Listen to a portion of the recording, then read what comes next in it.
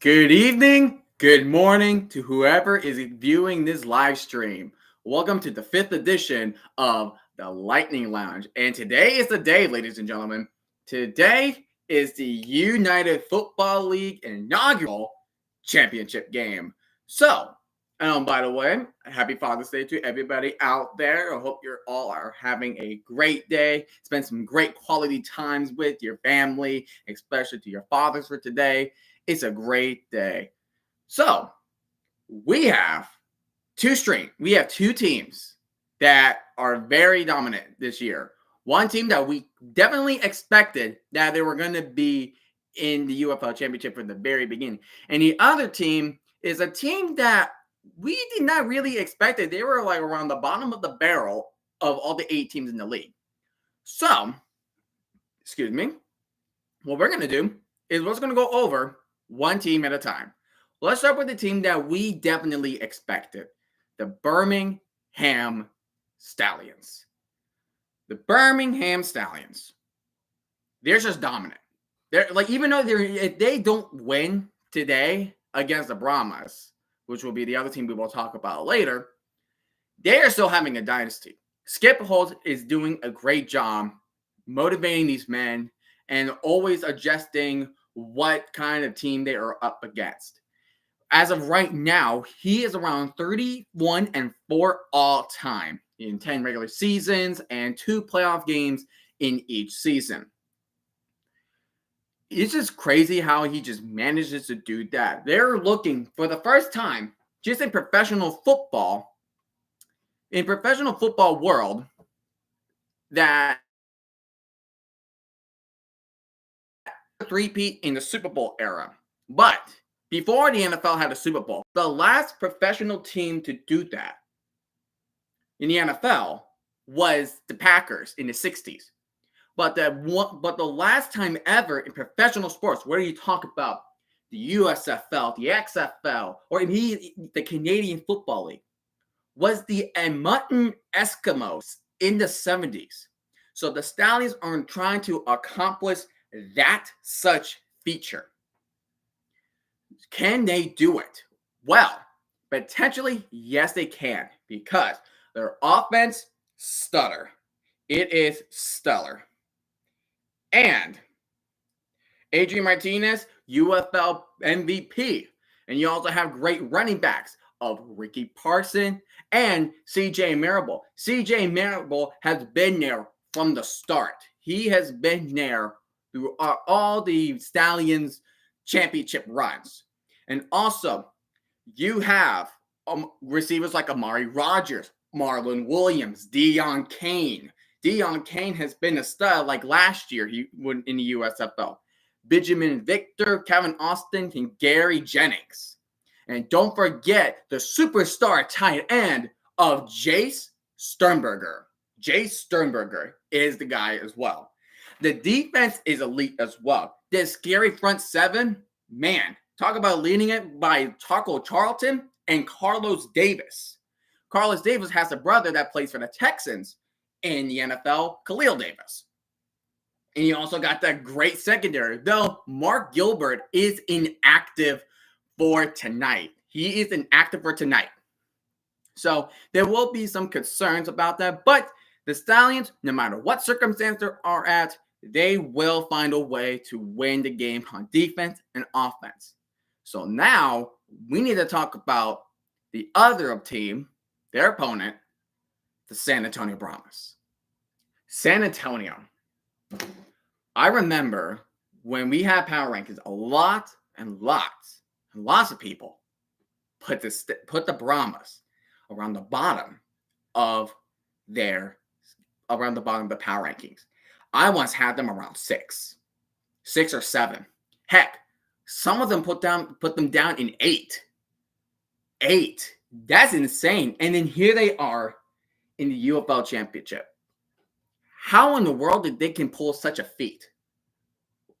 They're one of the biggest strengths in the offense is their running game. Their running game is elite. It is elite. It's not just one running back that's doing the work. It's not just 2 running backs that can do the work. We're talking about 3 3 running backs that can do the work. Anthony McFarland, John Lovett, Morgan Ellison. They are the guys that will run over this. They will run over these defensive players over.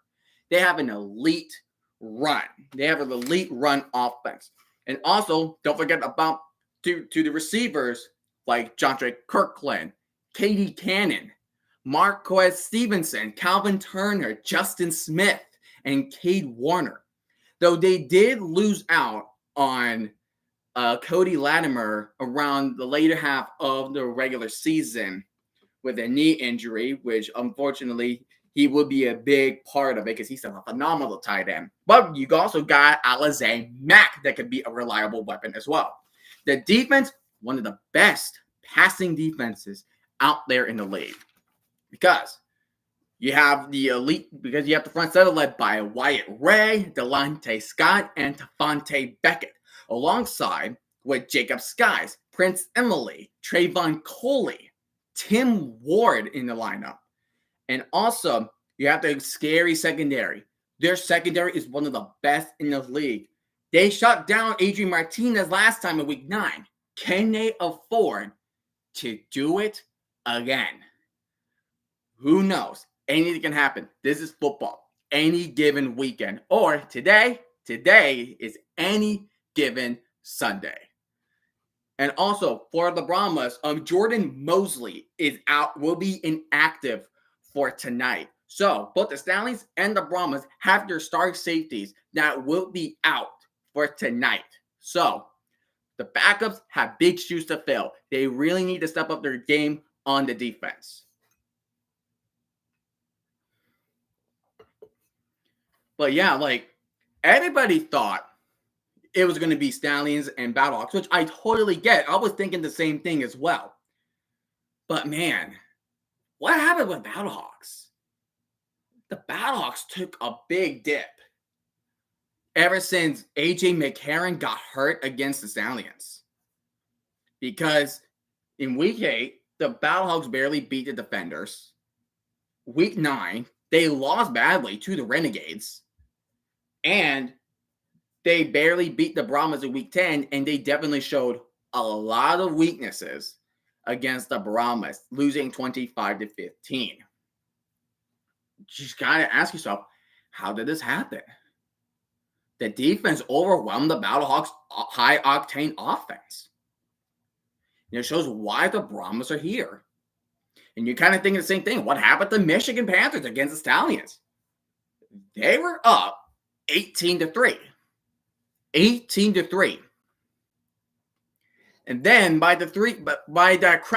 Crapsagamba, whatever you call that, chaos, Schadenfreude, or whatever you call it in the third quarter with 6 combined turnovers, Michigan just went flatlined in the third quarter and so on. Having the Birmingham Stallions score all these unanswered points in the second half. And don't forget that Adrian Martinez got benched against the Panthers. And Matt Corral has to step on in. And he threw 2 touchdown passes to seal the game against the Panthers. Are we going to see similar fate tonight? Is Adrian Martinez actually going to step up? Again, who knows? It's any given Sunday. But, man, I can't believe it has been so long. It's been around just over 2 months ago that we saw the beginning of the UFL, with the Renegades with Stallions playing the Renegades, the Panthers beat the Battlehawks, the Brahmas destroying the Defenders, and the Showboats beating the Roughnecks. March 30th to 31st. Who could have guessed that this is where we are at right now? And plans are already made in the future. Heck, we already got reports that they're going to be doing Friday night UFL. Friday night. Which, hey, if you're off work on a 40-hour week, hey, guess what? Maybe you could go watch some UFL. Who knows what you could be doing?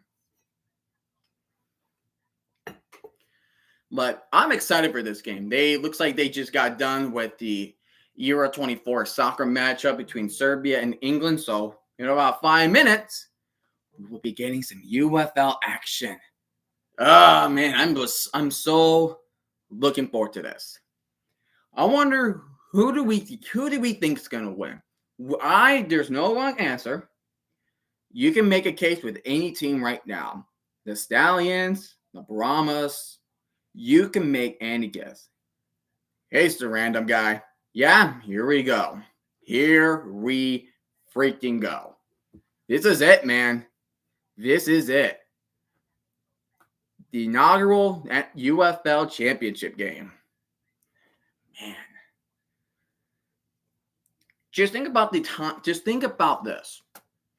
Think about the times that in recent history that we tried to do spring league football, starting in 2019, right?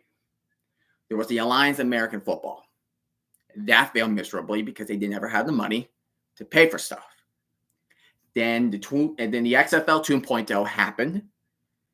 It was doing really well.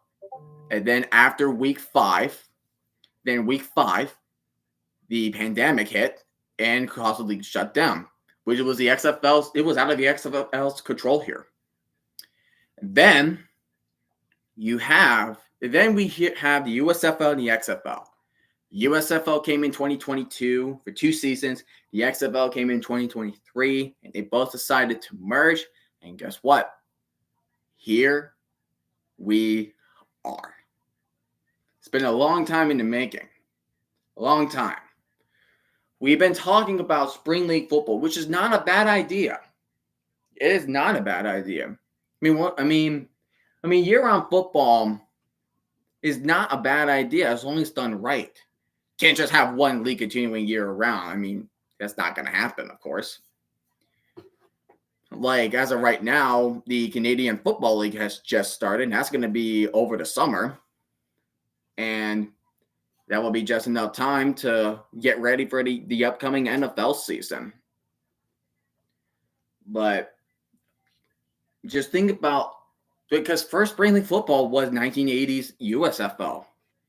And then it had some success and then it had some failures. And then they folded once they decided, okay, we were too competitive to go up against the NFL.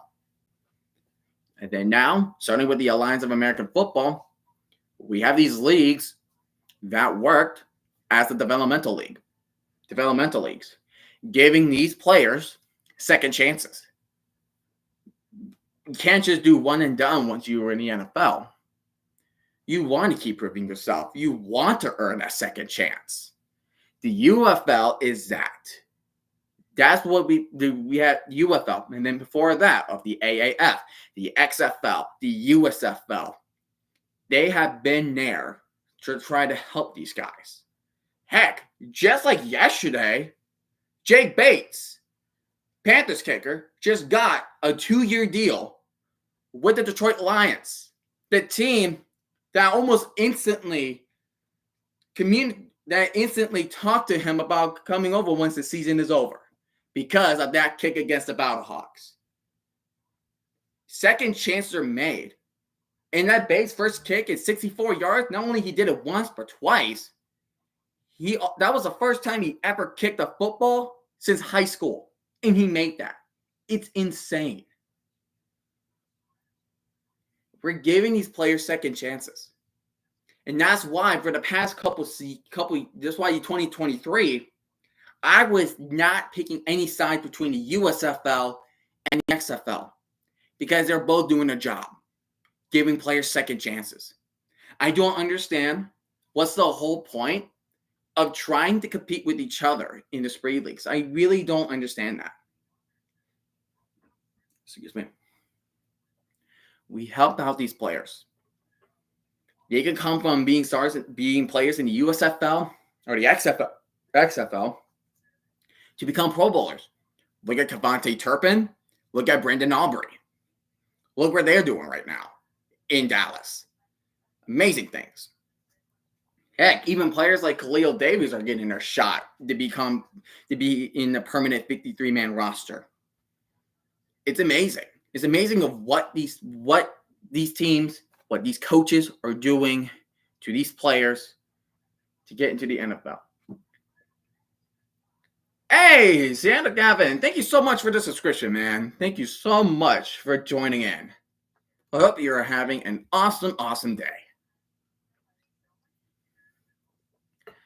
Well, yeah, it's now 5 o'clock. So 5 o'clock Eastern, 2 p.m. Pacific, whatever you're at, 3 Mountain Time, 4 Central. It is that time. Oh, man, I'm getting some jitters right now. Oh, look at Seattle. It is gorgeous. Seattle looks freaking gorgeous. It is gorgeous. Chase Garbers once starting. I can't believe it's been it's been just over 2 months. 2 months. Isn't that insane, you guys? Isn't that insane?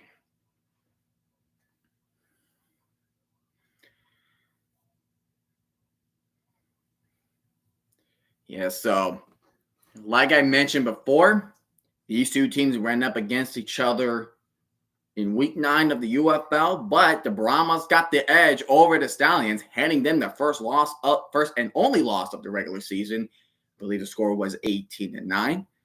And the Stallions are here not only for revenge, but they're there to win their 3rd straight title. Can they do it? Can they do it? Can the Brahmas stop the train, or will the Stallions train will just keeps on chugging? Because I would believe it will.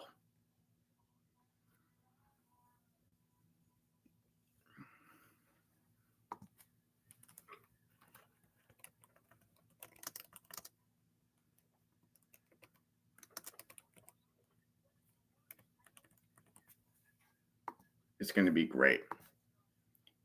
Man, the field looks great too. I love when they painted the end zones. That's kind of one little iffy thing. That's kind of like one thing it's like a little minor nitpick for me. I was not a fan of like not having the teams like not painting the end of the end zone, but at least we have the championship games to do that for us otherwise. The only team that kind of did that was the in the UFL was the Houston Roughnecks. At least they painted theirs blue. But yeah, but speaking of the Roughnecks, do you guys think they will be back at DDECU Stadium at the University of Houston for next year by the time the renovations are done? Who knows? It could be staying at Rice again. Again, it's a UFL. Anything can happen. Stallions rocking out their whites. So no more ketchup and mustard players wandering around the field like week 9. But Stallion, yeah, they're going over the teams right now. The Stallions, they're just a really, really great team. Like, it doesn't even matter if they win tonight or not. If they win tonight or not, they're a dynasty. They are a potential dynasty. They are a dynasty, officially. I officially see them as a dynasty. And then you have the Brahmas that really want to play spoiler. They want to play spoiler. But yeah, so teams that have good offenses and they have top-notch defense.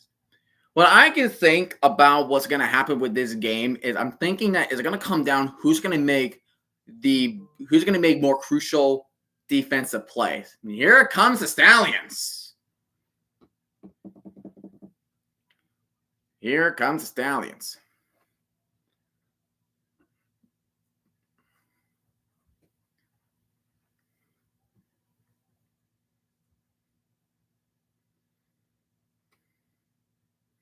Can't believe Skip holds 3rd straight championship game. Good Lord.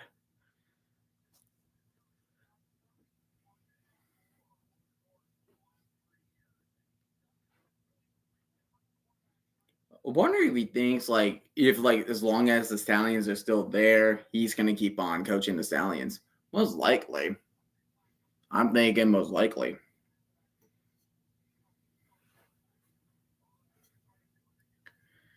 But yeah, Adrian Martinez, he definitely struggled last week. You think he's gonna struggle again tonight? Who knows? And the Brahmas are just waiting at the end of the tunnel. A team that we definitely did not expect to be in this championship game.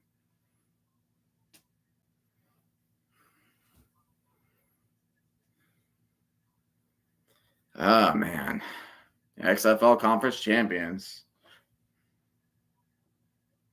Surprised with their performance against the Battlehawks. I thought it was going to be like, honestly, I thought it was going to be the Battlehawks, but Battlehawks, they just collapsed. They just collapsed.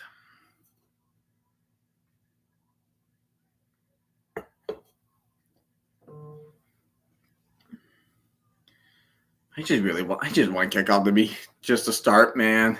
I just wanted to start. I'm kind of eager to see what's going to happen next year for the UFL. What changes they're going to have.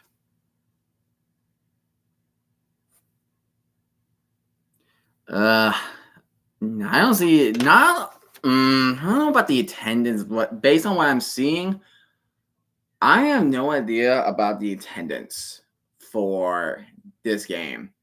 That's definitely one thing, and I will definitely go over it as I go over my season thoughts once this game ends. But attendance is is one of the big problems in the UFL.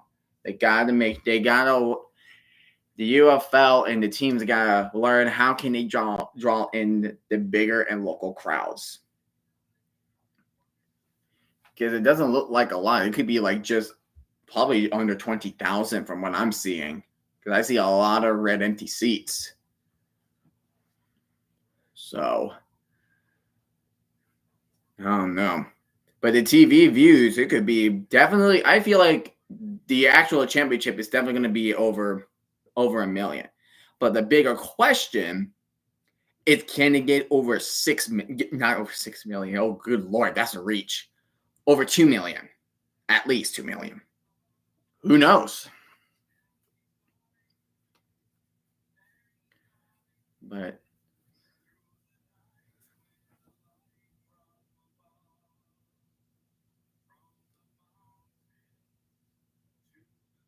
the field does look nice, I will say.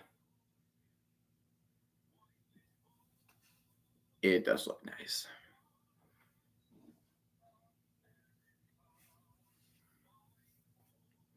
Wish my team was here again, but no, we regressed hard. We regressed really hard. Heck, I can see a lot of people. Yeah, I can see the people at the top of the stadium. What the heck?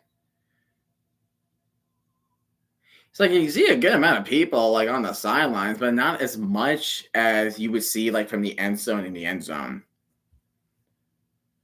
Might just hope to get a good attendance figure for the UFL championship. Like I said, like it's our first season, so it's kind of like baby steps.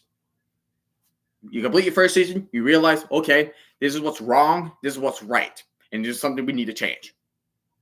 So they will definitely come and figure it out.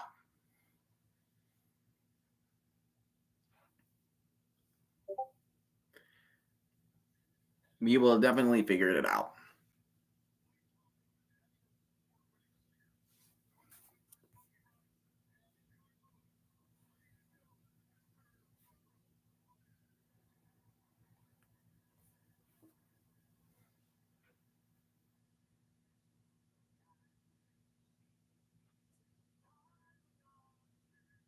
Singing the national anthem and all the other anthems.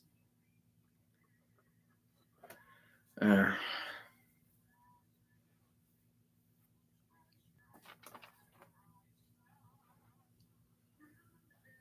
like to make a toast, guys.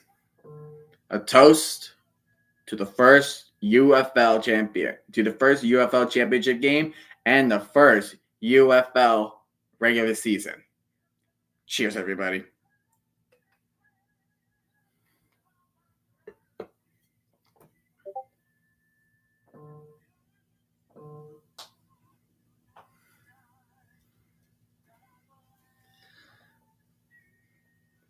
I wonder what kind of game we're gonna get. Are we gonna get? Are we gonna get a close game that's gonna be a high? Is gonna be a It's gonna be a shootout or a close game that's gonna be like 20-ish points, low 20s.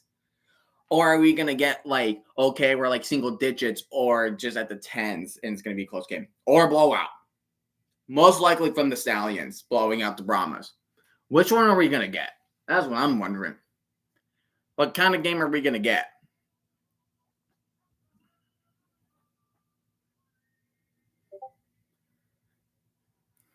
A viewer from my Discord, he says if we get Super Bowl 53 vibes, I'll quit watching. No, man. No. If it's Super Bowl 53 vibes, not only we're gonna hate it, but we're gonna embrace it just for the memes. We're gonna embrace it from the memes. You better not quit watching. You better not quit watching. Do it for the memes. We're doing it for the memes. We are doing it from the memes.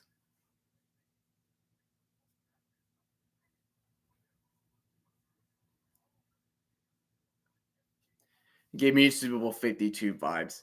Yeah, I mean, it's one of my favorite Super Bowls out there. I mean, when both offenses have like 500, at least 500 plus total yards in that game. My goodness. But anyways, we don't know what game we're gonna get. Right now, I just want the game to start. I just want that game to start.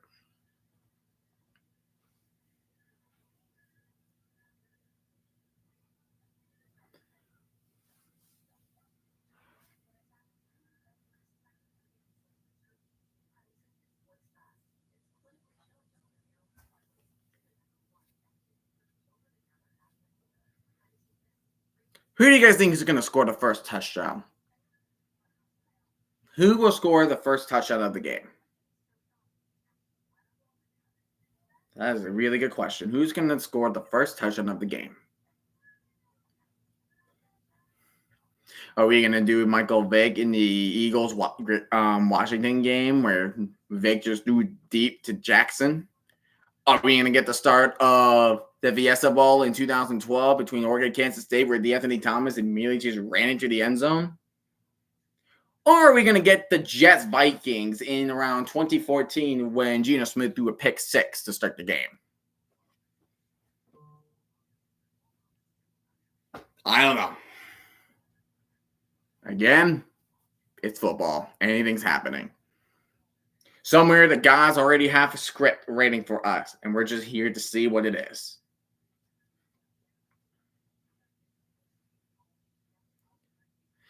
Now we're getting Peyton Manning over the head safety. That's right. I forgot. I almost tripped. But yeah, that's absolutely right. I forgot that happened in Super Bowl 48. Oh my gosh, that Super Bowl was bad. It was just a blowout. All right, we're gonna get started with a coin toss. Well, who's gonna? Well, not coin toss, but what they're doing coin toss. Well, because they usually don't do coin toss when you're at the home field, but this neutral field, there will be a coin toss.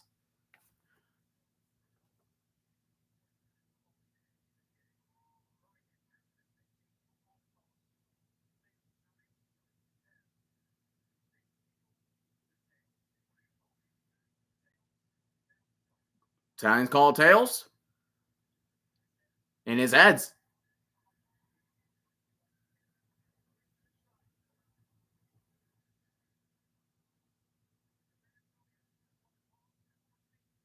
Okay, so San Antonio won the toss.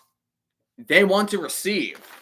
They are going to receive, not going to defer. They want to receive. They want to make sure they want to make sure they're going to get up on the board before the Stallions do.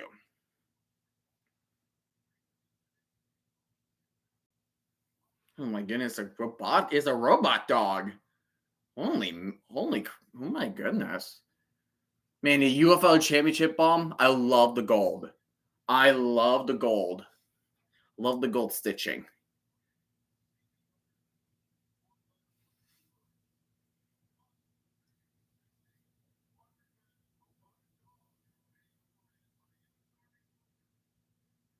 Look at that thing. It looks high. Definitely so high tech. The technology, the technology, the technology. It's Kurt Warner.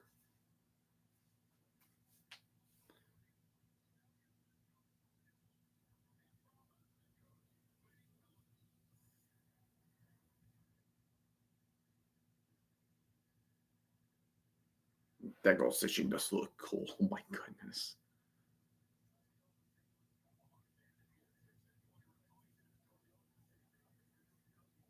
Yeah, look, oh look, there's some Battlehawk fans in there. Hey, we got some Battlehawk fans in the building. Let's go. They do not bail. Yes. Thank you, Battlehawk fans, for coming and supporting the team.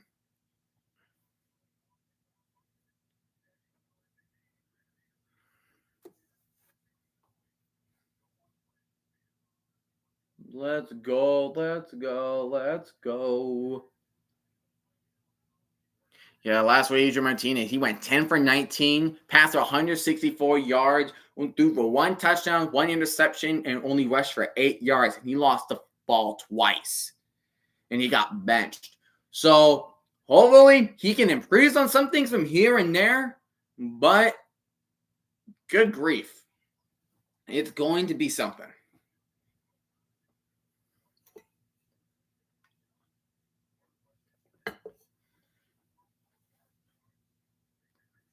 Interesting to see the Brahmas.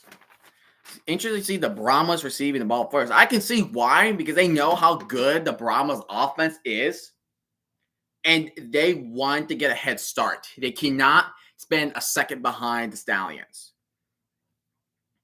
Because after a half, because once we get to the second half, it's all going to be talking about making adjustments. That's what's going to be. It's all about making adjustments. All right. And the UFL championship game is underway. Here we go. Taking it from the 8-yard line. This is Stevenson. He's past the 20, and he's not going to even get to the 25-yard line.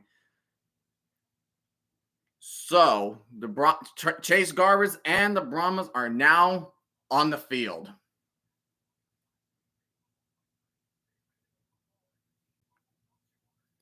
They are now on the field.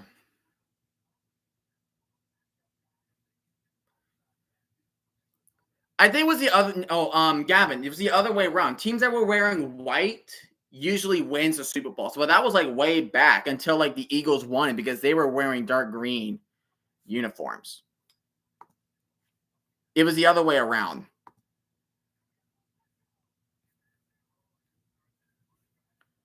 All right, here we go. Garber is going to throw a screen to McFarland from the 22. McFarland, he's going to get some yardage down. He's going to get a gain of 6 on the play. Will be second down.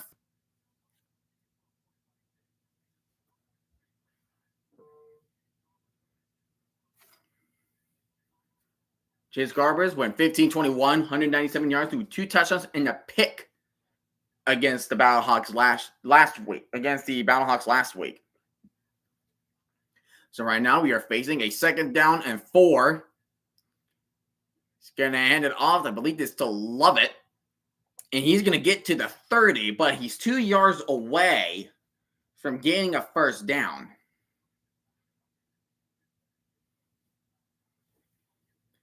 Like I said, one of the Brahmas' biggest strengths is the run game. We don't talk about last week. A game doesn't exist. Hey, so the Fender fans, screw you. I know you beat us twice this season, but still, it's like, rip. It's like you might as well not be in the playoffs at all. Like you get to the wild card and you already. Oh, Garvey's going to keep it to himself. And he looks like, so one of the coaches say, no, he slid before the first down. But I think so. Otherwise, he started sliding just when he got to just at the moment he crossed the line. It's going to be first down. San Antonio.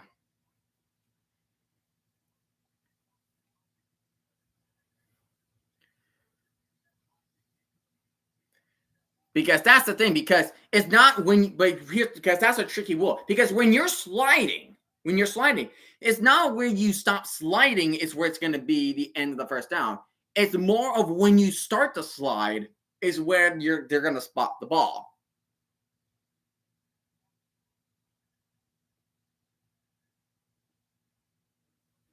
We got a delay of game.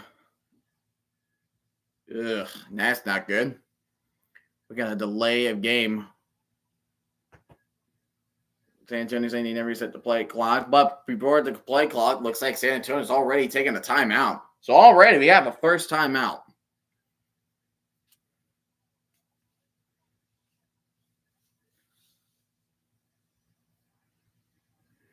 Man, the Brahmas did not want to use the timeout in that situation, but they kind of have to.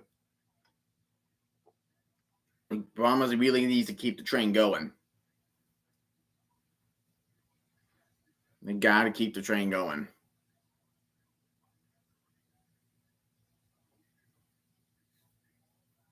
I never realized on the Brahmas uniforms, there's a yellow it's like black outline on the top of the numbers, but at the bottom, it fades to yellow outline. I like that. That's a neat little touch. That is a neat little touch.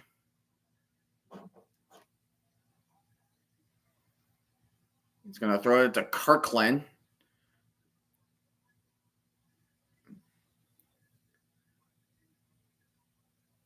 And the whistle's already blown, and they're still tackling him. Oh my goodness.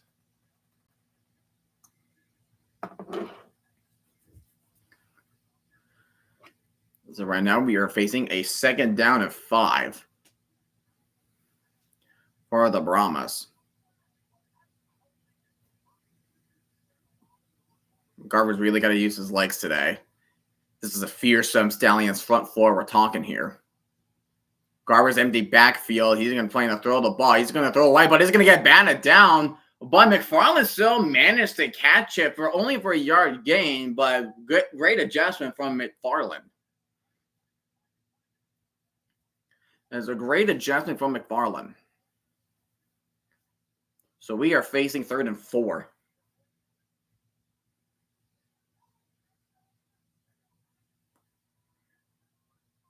Rob's got to keep the train going. They got to be on offense. Make sure the Stallions do not have a chance to get the ball as much as they can. Empty backfield once again for Garbers. He's going to drop back, look to his right, and he's going to pass it. But what a tackle! What a tackle from Neville Clark. It was just enough to make it a 4th down. Because Kirkland did catch it, but he was behind. I believe he was behind the 1st down mark.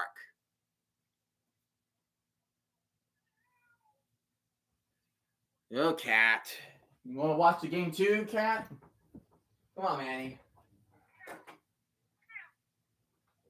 But what a hit by Neville Clark. But yeah, oh wow, they're going to give him the chains. And here's Morgan Allison running to the right. He's only going to gain a couple. With 2.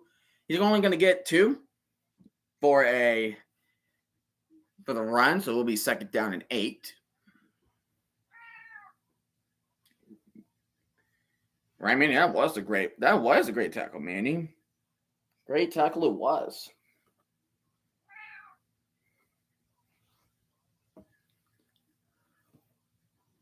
McFarland onto Garber's left. Charbers, what the heck?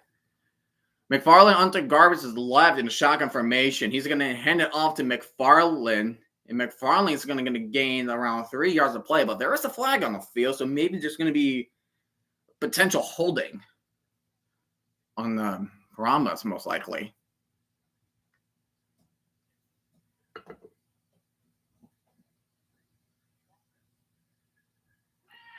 Yeah, I'm holding on number 66. That was Cole Laval with a hold. So it will be 2nd and 18. It will be 2nd down and 18 for the Brahmas.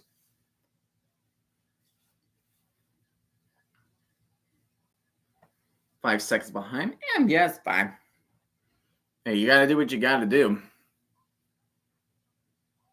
Garber's in shotgun formation. He's gonna throw the pass, but it's gonna fall incomplete. Justice Smith was the intended receiver, and once again, covered by Neville Clark. So now the Brahmas are in an unfortunate circumstance with a 3rd and 18.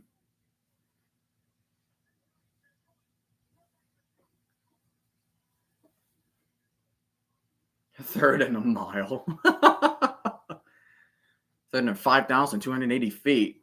Garber's in shotgun formation. And he's going to hand it off to Ellison, which he's only going to gain 6 yards to the 40. And it was going to be 4th down and 12, and they're going to punt it away.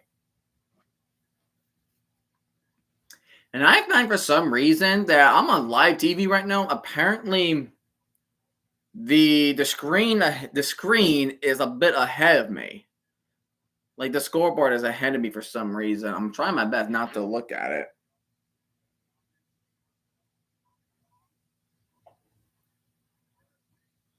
Just Brad Wing's going to punt that thing up in the air. And that's going to be a go for a touchback. But there is a flag on the field.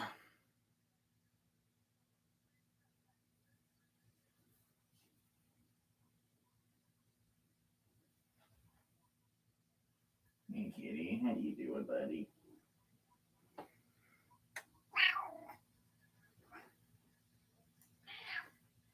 So holding on the Stallions. Saying on number 4, that's JoJo Tillery, the safety. So the Stallions will start into 15. The Stallions are going to start into 15 instead of the 25.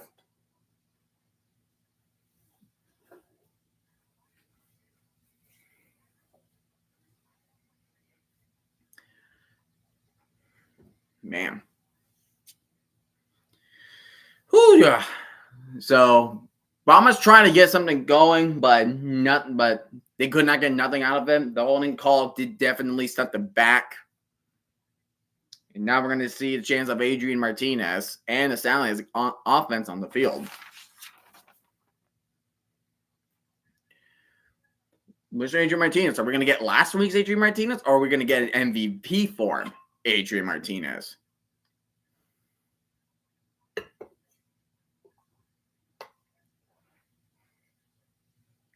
How you doing, bud? How you doing, cat?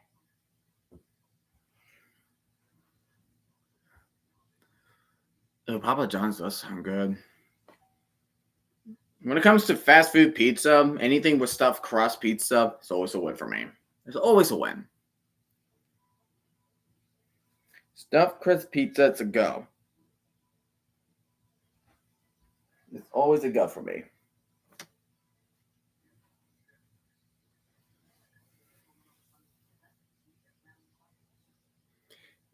Hey, somebody actually loves stuffed crust for once? Oh my goodness, Gavin. Really? You love stuffed crust too? Pizza Hut, Papa John's. Those are my two. Those are the stuffed crust pizzas I love. The only issue is just that I have not had stuffed crust in a bit.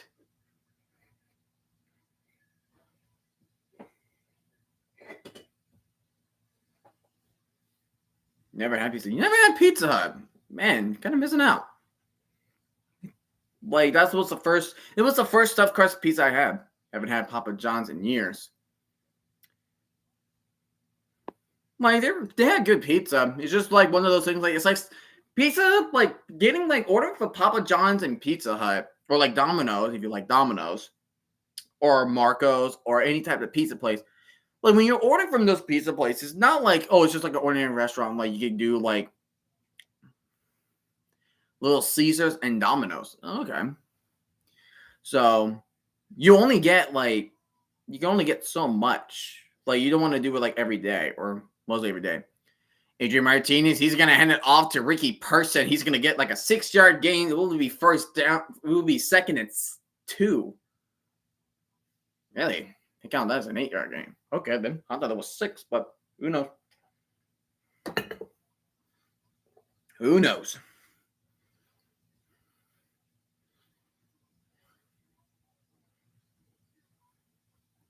Jay Sternberger is a target to watch. Ricky Person is the man to watch. You want to run defense though. Tavante Beckett is the man to watch. Like Brahma's defense are tackling machines. They are tackling machines. Oh my God, why are they taking another timeout? We're not even halfway through the first quarter, and San Antonio just spent 2 timeouts. What the heck is happening?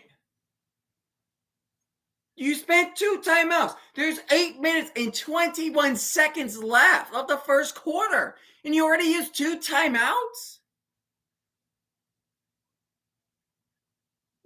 What is happening? What the heck is happening?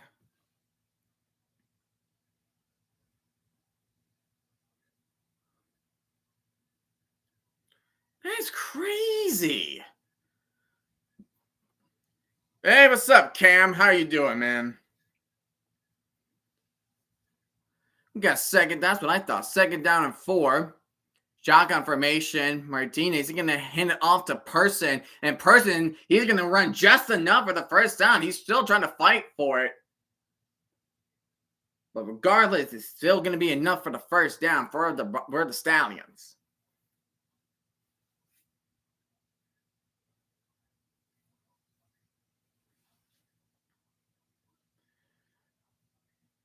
San Antonio took a timeout to avoid the penalty. Like a 12 man on the field penalty? That's what I'm wondering. Huh. But it's still crazy they used 2 timeouts in the first quarter. That's something you never see a lot.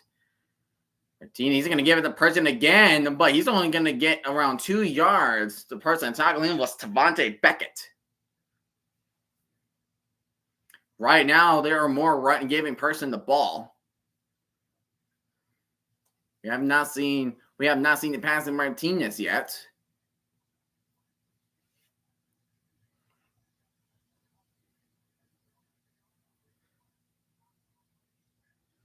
Vibes are higher. I'm proud of you, man. Hey, proud of you.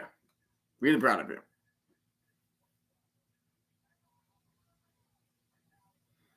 Shotgun formation again. He's going to play action to Sternberger on the screen, and they're just all over. Number 2, I wonder who was on Darius Phillips. He was just grabbing him by the leg, and he pretty much did not get anywhere with that. So it was a really good defensive play from Darius Phillips to keep him holding play. So all the Brahms going to huddle around him. Really good play. But now we're facing a 3rd down and 5. Rushing us a game week 9 against San Antonio. He rushed for 78 yards. They want to get more than that. They want more. And the Stallions are going to call a timeout. 3 timeouts called. 3 total timeouts combined in the first quarter. Bruh. Man. Are you kidding me with that? You know, I'm just going to eat my lunch. Why not? Why not? Eat some Uncrustables while I'm at it and some chips.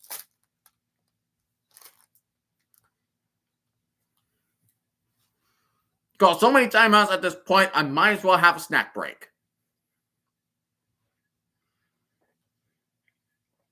Because that's crazy. 3 timeouts in the first quarter. Yeah, Uncrustables are so goated. They are goated, Gavin. All right.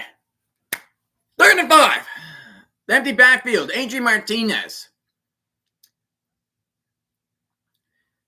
Martinez in the middle. He's going to tip. And it was tipped, but it's going to fall incomplete. It was almost intercepted. So it's going to be a 4th down, and the Stallions are going to bring the punt team.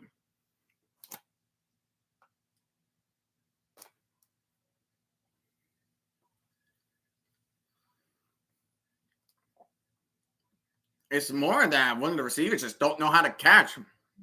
Number 80, I think that was Kevin Austin. Yeah, Kevin Austin just don't know how to place the ball in his hands. Sounds like he could be sponsored by Butterfingers. He's going to take it from the 20. He's going to gain it for around 8 yards. So the Brahmas will start their drive on the 28.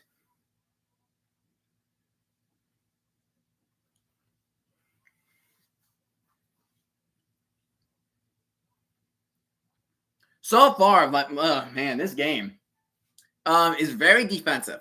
Very defensive so far in the first quarter. Teams are already using their timeouts mainly to avoid penalties, or they do not like what they have been seeing here. So now the Brahmas will have the ball back. They have another shot of trying to go for at least a score.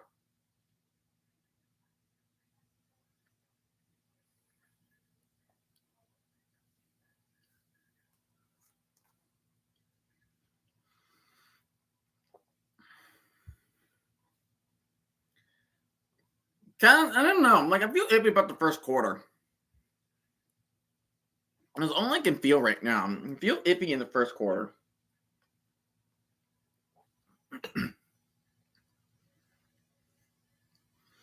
Just grab some fried chicken, and now there is nobody in the stands. When to sit down to eat. It's shaking my head. Chickens does sound good, but the chicken I love, fried chicken. Fried chicken. I mean, I don't like grilled chicken, but it's not my preferred chicken because, like, I feel like grilled chicken, like, I feel like it could get dry fast, like, when you leave it out long.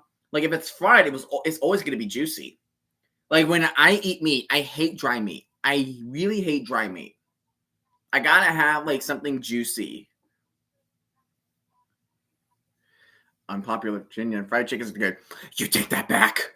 You take that back, you bastard.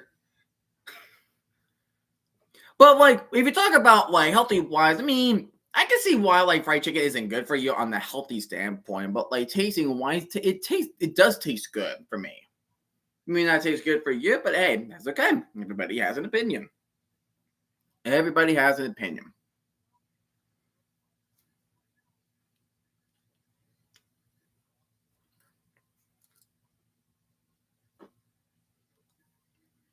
The breading. I can see why. The breading. Just don't like fried food in general. I can see. Yeah, that's fine. Shotgun formation. Hand it out to McFarland, but they're going to stuff the run. They are going to stuff the run. Willie Yoberry was there first to McFarland.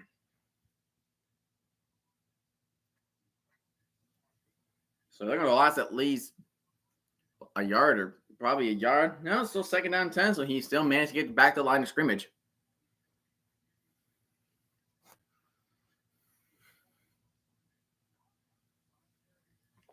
Garbers, he's going to throw it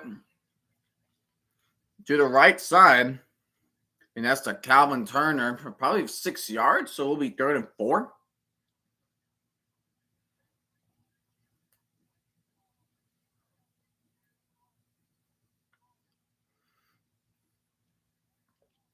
Fun 5 minutes left in the first quarter. Bob's got to figure out how can they get over this Stallions' stellar defense.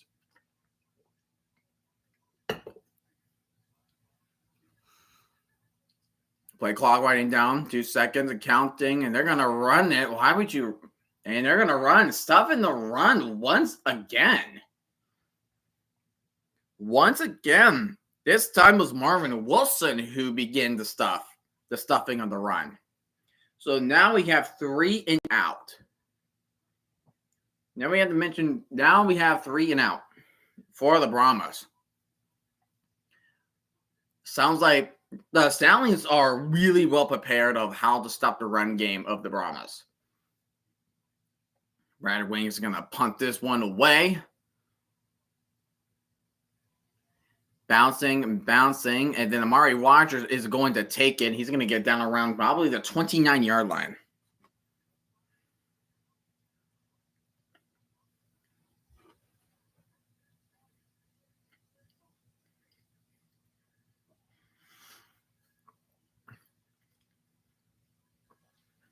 Man.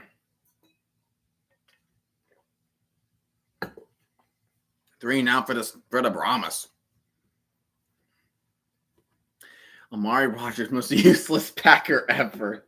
Well, it's because he doesn't not know how these work. When he was a Packer, he had no idea how these work. Like I said, he should be sponsored by Butterfingers. Butterfingers is a good sponsor for the Butterfingers. A candy that is really great for players that don't know how to catch.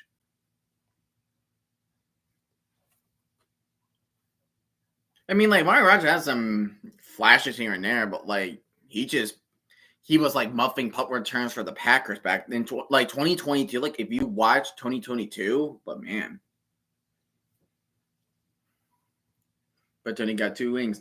But, yeah, because Kadarius Toney was only there because the trade happened. Because the Giants have no idea what the heck they needed to do with Kadarius Toney. That's like his hands are not even these hands.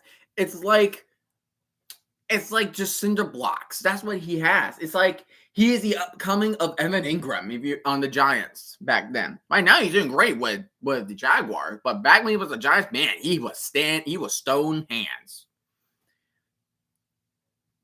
He was the stone man. Or stone hands.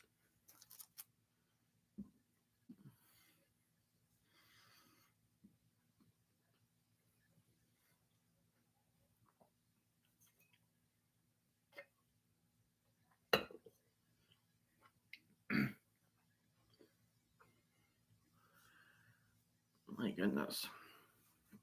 We just want points, man. I will laugh so hard if this game is like in college when Wake Forest and Virginia Tech went up against each other, and by the end of the regular, throughout all 4 quarters, it's going to be like 0-0. I'm going to call it. That will be hilarious. I don't think that's going to happen, but it will be hilarious.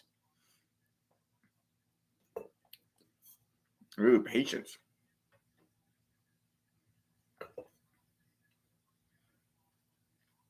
All right. Giants have the ball on their own 29. Raiders Vikings 3-0. Shotgun formation. Marlon Williams in motion. He's going to do a play action. He's going to catch Marlon off the screen, but he's going to get 2 yards on the play. That is a great that's going to be a great tackle by AJ Hendy on the Marlon Williams.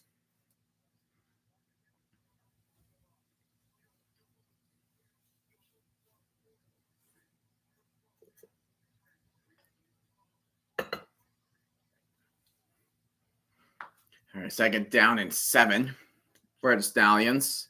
We're on 3 minutes, 20 seconds remaining, counting down. Shotgun formation again for Martinez. Maribola motion. Martinez is going to drop back, throw it down the middle. He does give it to connect to Sternberger. He's probably going to be around the 3rd and 3, 3rd and 2 for the Stallions. And they got to pick up a 3rd down.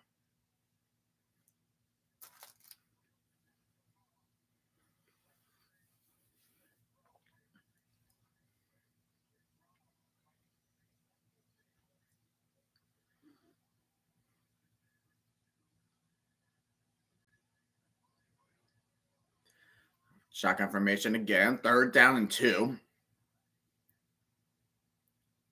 He's going to throw a pass. Oh, incomplete. Another 3 and out from the Stallions. And this was Darius Phillips with the coverage onto Kevin Austin.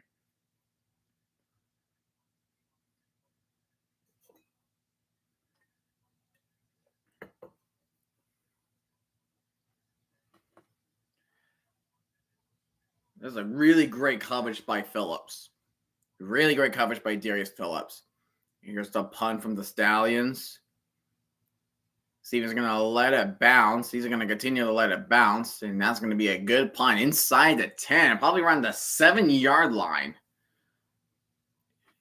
Brahmas are in really great field position defensively.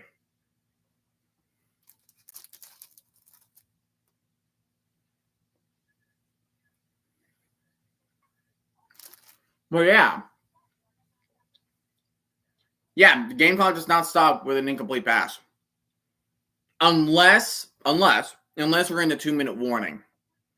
It's the same deal when you step out of bounds.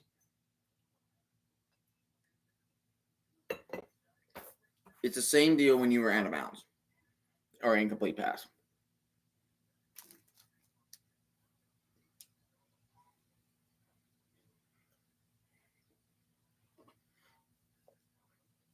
NFL should do that. I mean, I could see that. I mean, you don't want to be a league of copycats, you know.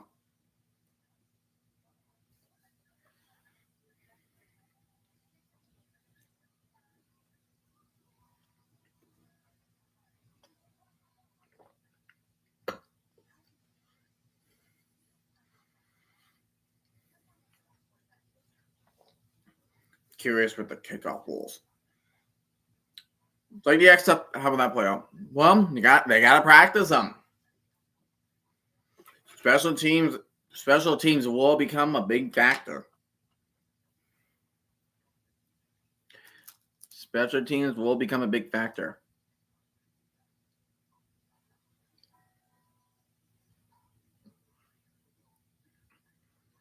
I do. I mean, I do like the XFL kickoff rules. The no surprise hindsight kick is BS. Yeah, that's kind of a downside. We won't get what we got in Super Bowl 44 of the Saints. God, NFL, why? Kind of go slow game to start. Yeah, it's a slow game. It's a really slow game, I will say.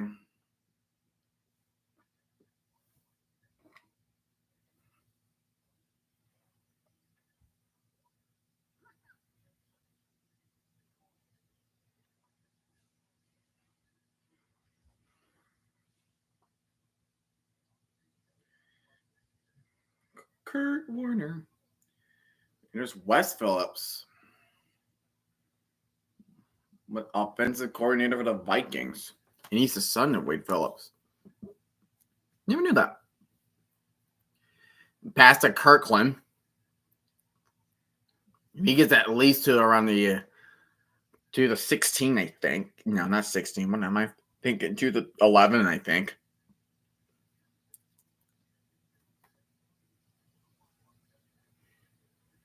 My goodness.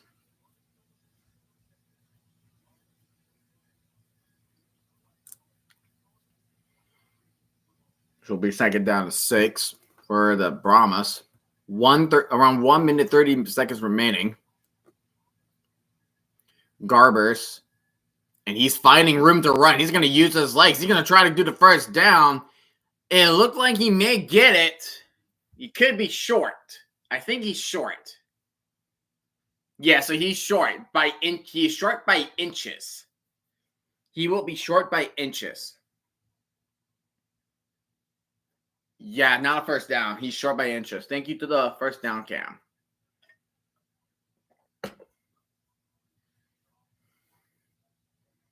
Do the tush push.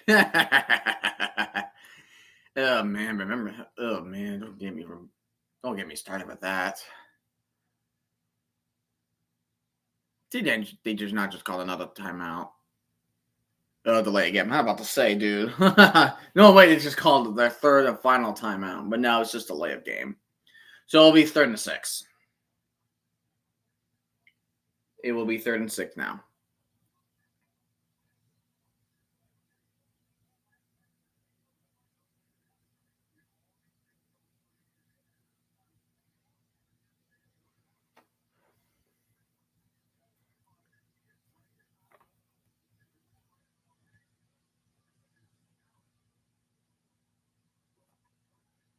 Here we go, 3rd and 6. Gonna pass it, of course, to McFarland. Missed that tackle, McFarland. He's gonna get the first down.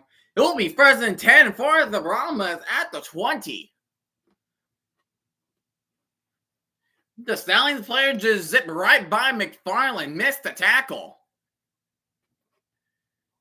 a little like a flat route, and then number 57 missed the tackle.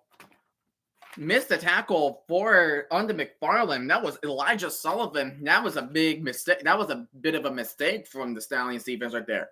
And here we are with an endless quarter. Oh, why is there a scoreless game? Why is there a scoreless game? Oh, why?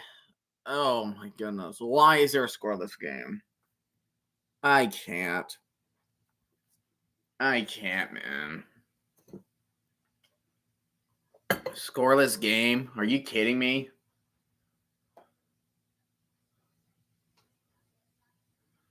Because of the memes. Yeah, you're right. I did mention that. It's because of the freaking memes. It's because of the memes. It's because of the memes. Just like how the New York Jets are a meme. The Defenders are a meme. Everything I choose to root for, or just myself in general, is a meme.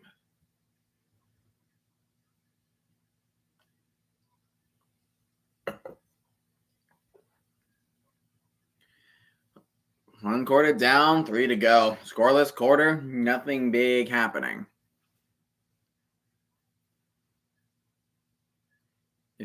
I swear to goodness. Boy's gonna go to sleep and wake up in third overtime. Still 3.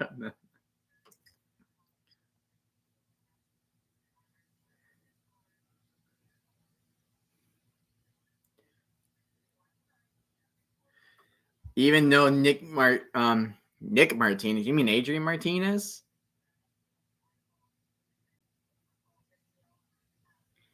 Even though Nick Martinez is my QB, he is not my MVP. It's my Golden Corral. I haven't had Golden Corral in a long time. The more I talk about food, is this going to be my future channel of making a mukbang? Obviously not. No, I'm not doing a mukbang. Come on. I don't understand how people can I don't know how for mukbangs in general, I just don't know how people could buy all this stuff. They can buy all this stuff, and I don't know, man. They buy all the food and they eat all the food in one sitting. I'm like, how do you do that? It's crazy.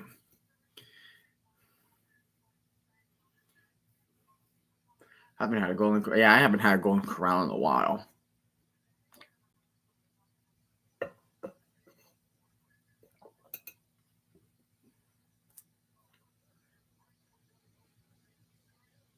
Nick Martinez is one of our picks for the Reds. Oh man, Martinez is everywhere for you, Cam, huh? It's everywhere on the Reds. It's everywhere on the Stallions. I was like, Nick Martinez? Who the heck is Nick Martinez? Is he the brother of Adrian Martinez? But anyway, second quarter.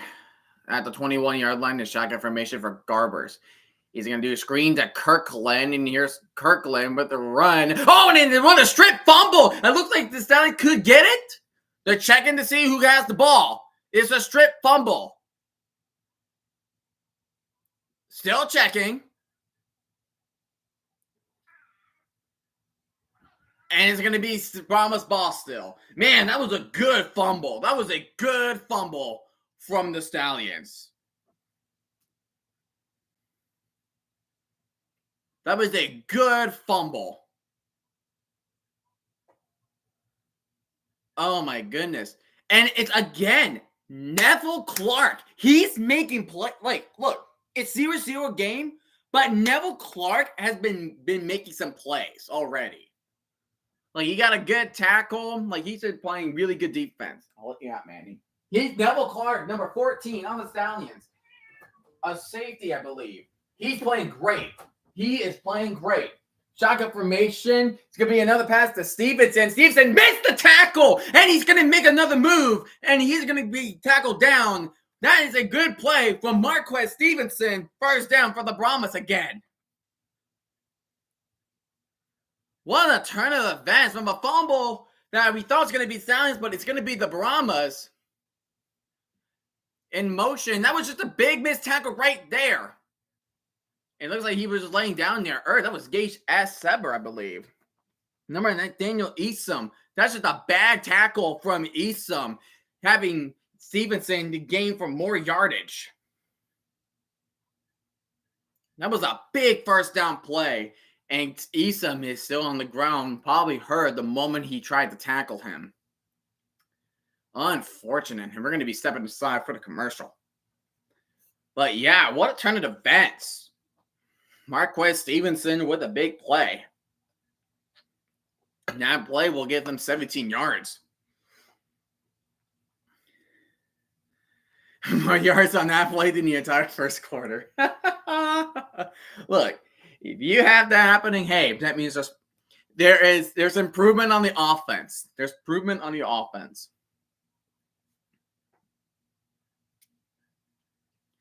There's 100% improvement on the offense. And by the time, hey, I got something. After halftime, after I go through my thoughts of the first half so far of the game, I'm gonna try to do some little. I have one question that I have came up. It's kind of like if you were watching college football, you see one of those like Aflac trivia questions throughout the game. Well, I have something kind of like that. So something I want to do during halftime. I thought it would be a little bit interesting. Want to share the knowledge with the viewers out there. I thank you guys so much for joining this wonderful stream, watching the inaugural UFL championship game. Nah, you know what? Yes, I did do that, but I have one of those questions, but it's not like going to be multiple questions. It's just one singular question, and I just want to see who can get it right. Just one question. Just one question. Like I said, it's like at Flag Trivia from college football on CBS or ABC and ESPN. But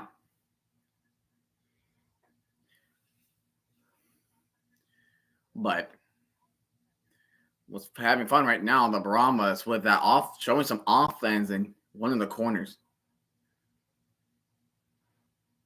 Mainly, but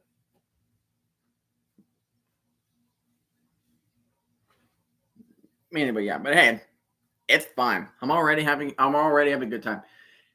And also make sure you guys can follow me on my TikTok and follow on my X at Lightning Jr. or sometimes Lightning Jr. 8. Handing off the ball to Anthony McFarland. McFarland is going to gain like 3 yards. So it will be second down and 7. The Brahmas are getting close to midfield.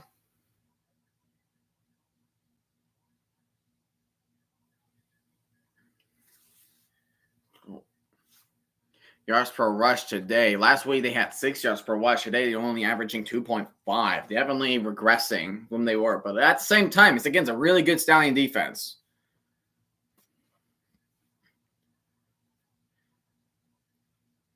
And we have another timeout. Who called it? Birmingham?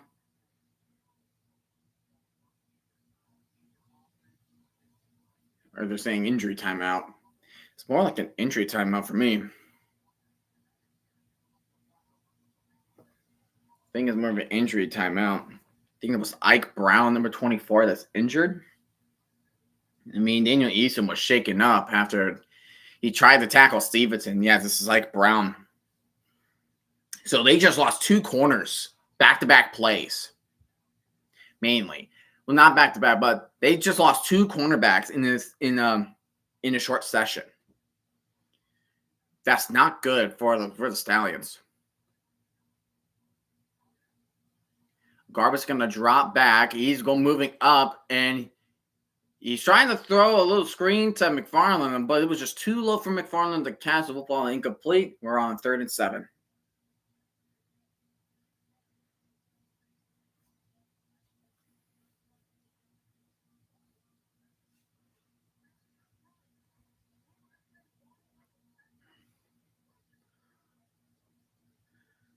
Shotgun formation, I believe, is going to be the same thing again. Here you go. Sharp, he's going to throw down the middle. It's going to be tipped and incomplete. Before the 7th, so we are once again going to have a punt team.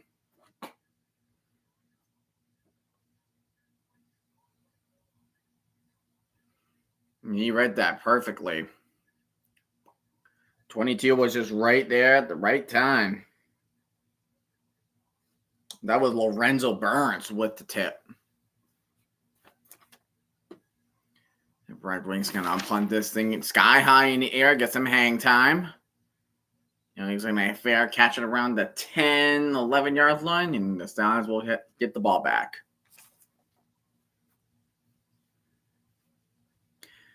This game is underwhelming. I wonder how, like, other streamers, like, I wonder how, like, people that stream, like, football games, like Tom Grassi or that good, like, Brandon Perna, you're an AH, like, I wonder how they live stream games if it's, like, really, really low scoring as this. Because it's, like, the longer it's going to be like this, the longer it's going to be boring. And then once a big play happens, we get our hopes up just of them not scoring any points. And then it's going to be like, aw, pathetic. Pathetic.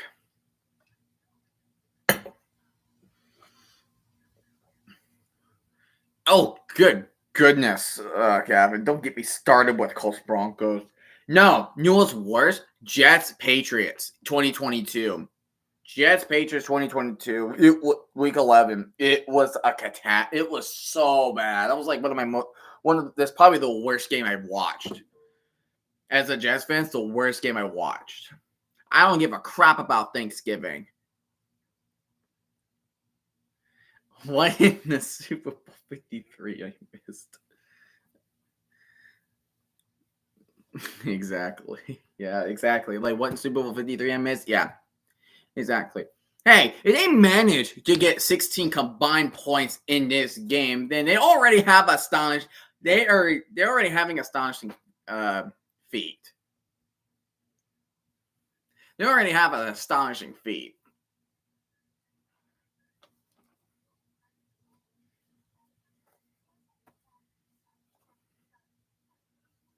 I just want points, man.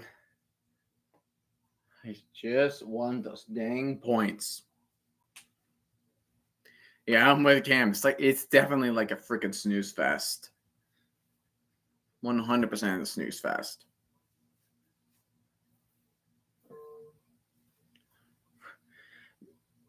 If you say it like that, first quarter win, most likely. Oh my gosh, it's Mr. Tom Brady in the booth. It's freaking Tom freaking Brady, the GOAT, in the booth with Kurt Menefee and Joel Klatt. Let's freaking go.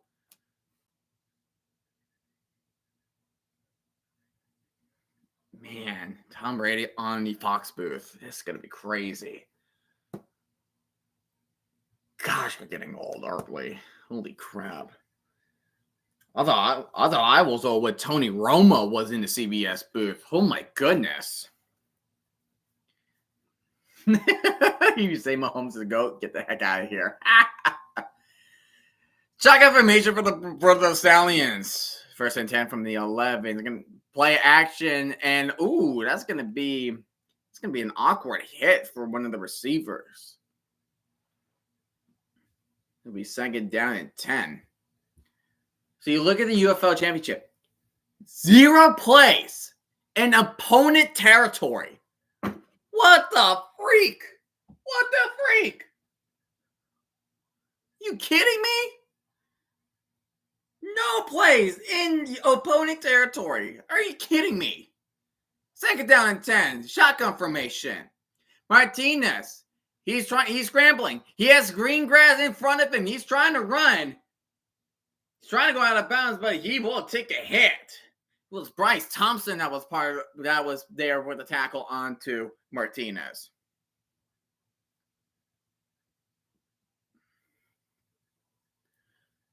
Good grief.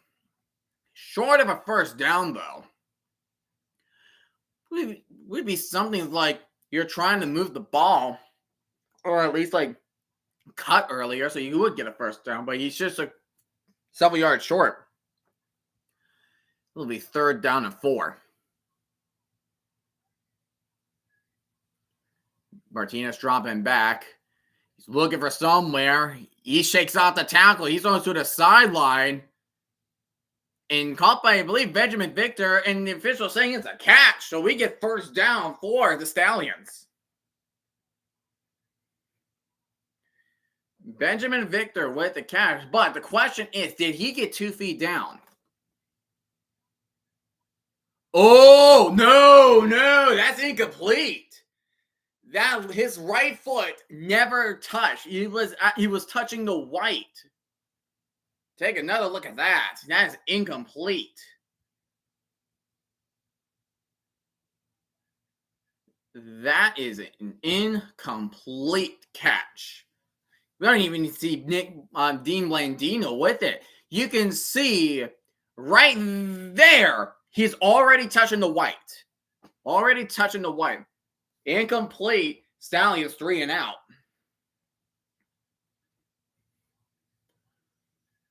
My goodness.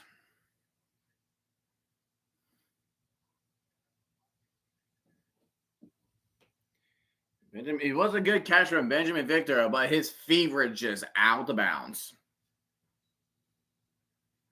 So we have yet another punt. There's no catch vibes. Well, it wasn't even about the feet. It was just more about hand control. Oh, man. He just threw Stevenson to the ground. Golly. But the Brahmas should be at good field position at the 41. They got to capitalize off of it.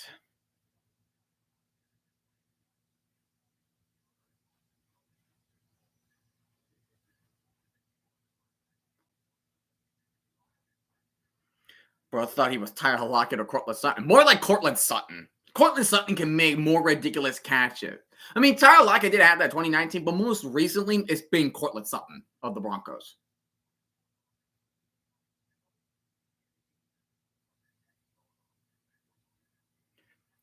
We have a 1st down and 10 at the 40. Garbage and shotgun formation. He's going to hand it off to McFarland.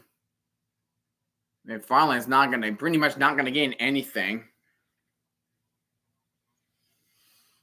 Oh my God.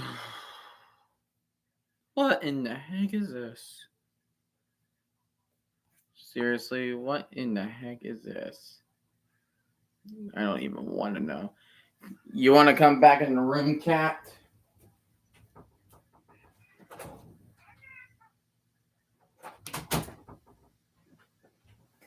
Second down and 10. Shotgun formation again.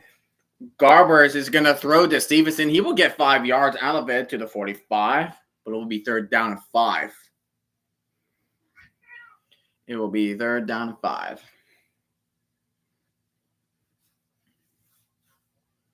Let's play a drinking game.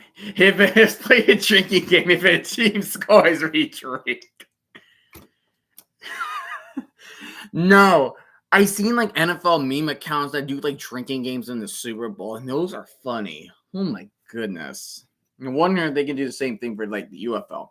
3rd and 5. Shotgun formation once again. Garbage backing up. He's throwing deep left side field. What a catch. Oh man, I thought he'd catch that. DeAndre Kirkland, he held it onto his hands, but the moment he hit the ground, he cannot retain control.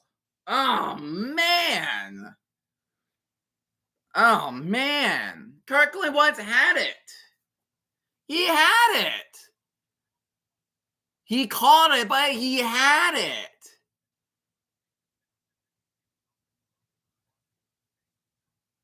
Wow. Are you kidding me? A potential big play that just gets wiped. Oh, my God.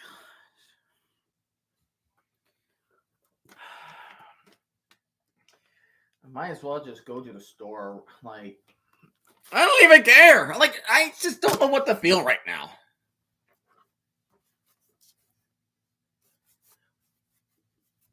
Like, estimating. We have 1 million people watching this game. 1 million? Are you kidding me? You kidding me with this? What the heck?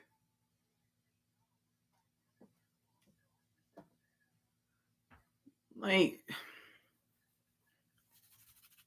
I'm just losing my head. Like, my brain is just turning into a smoothie.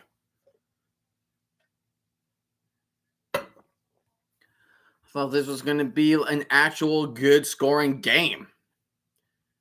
But no, it's not going to be freaking that.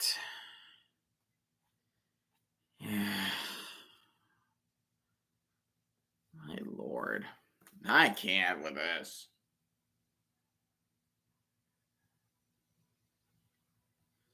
I can't. Let's go watch cricket instead. Might as well. No, like if I am tired right now, if I'm tired right now, I might as well just do this. Like,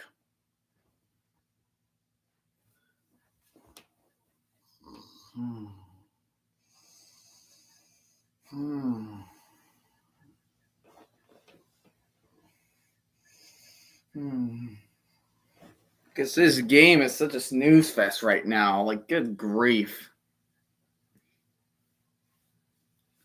Such a beautiful day in. What's interesting was that it's such a beautiful day in St. Louis. Oh my goodness.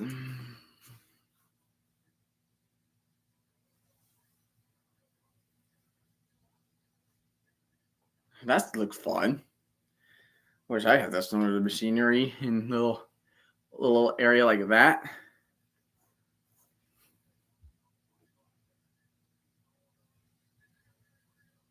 Second quarter, Stallions have the ball once again.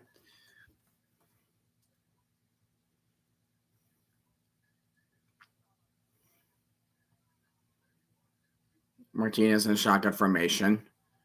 He's going to hand out to Maribel, but he fakes it to himself. That was a good option for Martinez. He gets the first down. That was a great read by Martinez. Keeps the ball to himself because he knows Maribel was going to get blasted. He knew Maribel was going to get blasted. That was Tavante Beckett right there, but Martinez just faked the front seven. First down, Stallions.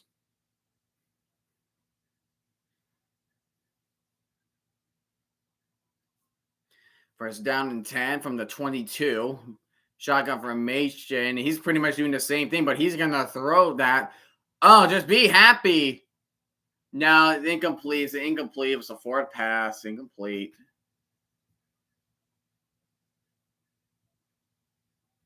Wait, what?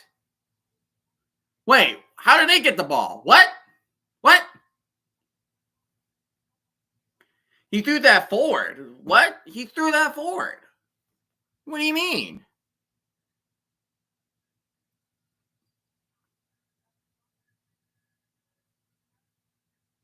Thank you. I was about to say. That was not a backward pass. That was more of a... He threw that forward. It was clear. It is black and white, clear as crystal. Yeah, he threw that thing like 4 yards forward. What the heck do you mean it's a backwards pass?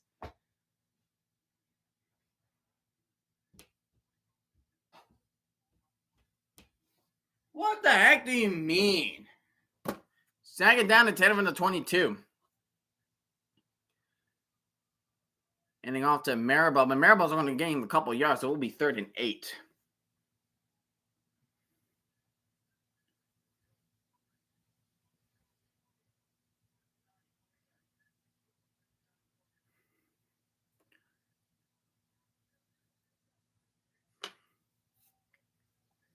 So it will be 3rd and 8. You know, my goodness.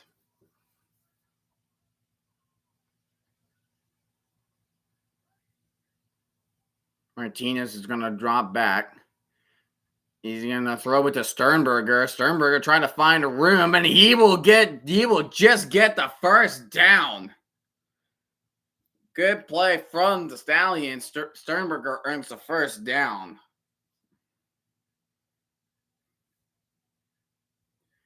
Oh, shoot. Yeah, you're right. It's still saying the Brahmas.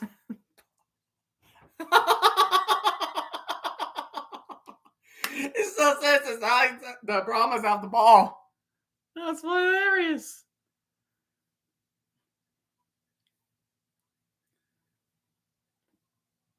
Like it takes that many people to take down Sternberger. Good lord. Okay, now they fixed it. Here's Person. He's gonna get maybe one or 2 yards on the play.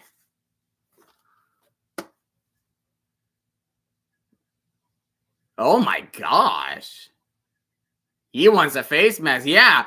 Twist his helmet like 45 degrees. What the freak? He looks like Bane when he had a bad day with his mask on. Oh my goodness.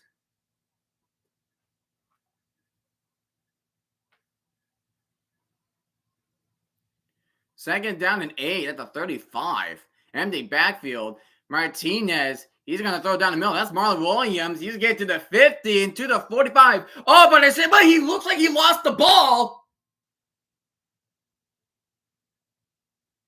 But it looks like he was down.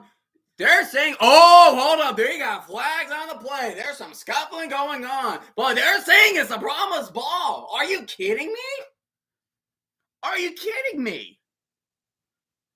Jordan Williams claimed he has it, but it looks like he hit the ground. Once Marvin Williams hit the ground, the ball popped out.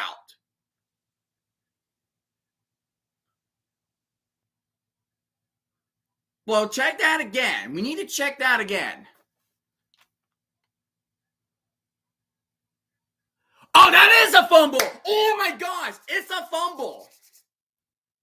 But it's personal foul on the Brahmas on the defense. So this is after the play. So regardless of what flags there are, the Brahmas will get the ball back. Will get the ball. Wow. Like moments before he went down. Moments before he left down. And you guess who knocked it? It is Darius Phillips who knocked down the ball. Oh my goodness. Darius Phillips is also making some great defensive plays. No, he's not down. Are they saying he's down? It looks like the ball came out. Yeah, the ball came out right before he was down. And it's right through Kirkland's hands. Incomplete. Second down at 10. Yeah, he's not down. Once you see things in slow motion, it becomes a much clearer picture. Well, it's not just because he had no control, but Phillips punched it out right before he went down. It's just a great defensive play from Phillips.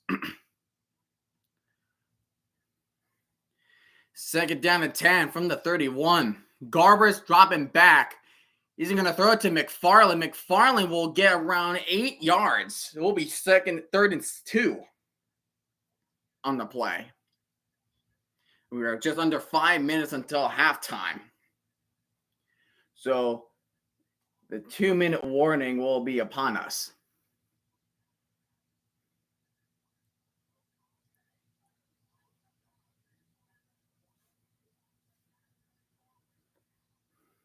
Certain two. Alize Mack is right behind Garbers. He will be in motion. Hand out to Ellison, but he's going to throw it to Mack, but the Stallions read that like a book. And that read that like a book. Good grief. It was wow. Yeah, please don't go for it. Don't go for it. It's too risky to go for it.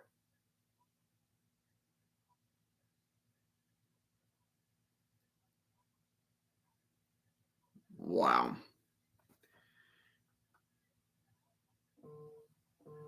It's punting it away like usual. And he's just going to go down around the 17. My goodness.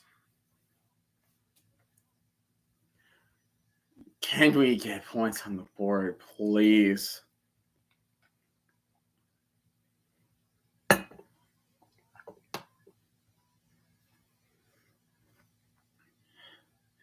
3 minutes and 39 seconds left.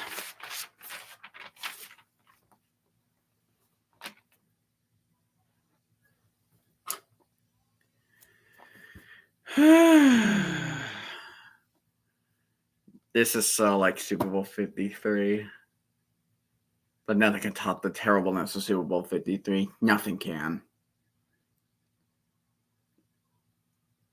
And then on Ricky Person, he's still running, and he's going to get the first down. He's going to gain a gain of 11.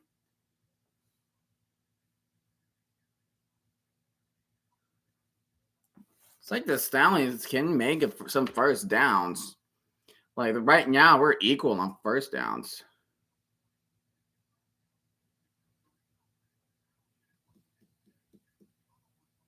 There's Matt Corral. Yeah, look at that. They did all those miscues last week, and they still won.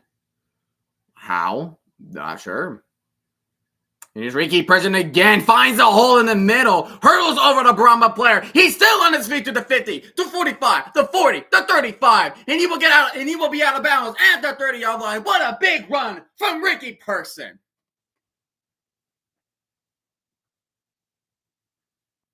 What a fantastic run from Ricky Person. Finds a hole right in the middle. Shaking some tackles. That's a great block from 56. That was a great block from Cole Schneider, the center. And it's all Person from there making big moves. Hurdles over 22 and breaks that tackle off of 32. What a play from Person. Here's CJ Marable with a run, but he's only going to get like around a negative yard gain. He will be stuffed on the run. But Ricky Person with a run. Wow. That was a 44-yard run from Ricky Person. And then just like that, we are going to be at the 2-minute warning. And there's the trophy. The glorious, glorious trophy. It's such a great trophy. Better than what the XFL had. Or has, because they're still using it for the XFL Conference Championships now.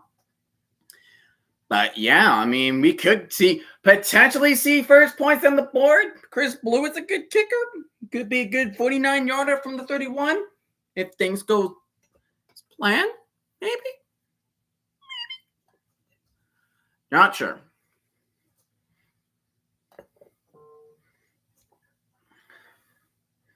Give it to the Roughnecks at this point.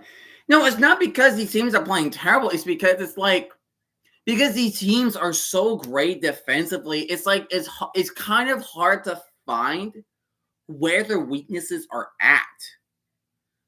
And then like that run from Ricky Person, he managed to find a gap, but then he just took advantage of it. It was great blocking from the offensive lineman. It was brilliant blocking. Brilliant blocking by Cole Schneider, the center. Like, the offense did something. Like, they managed to hold the Brahmas. I would say, so far, he is MVP. He is MVP. We're just getting nothing out of this game.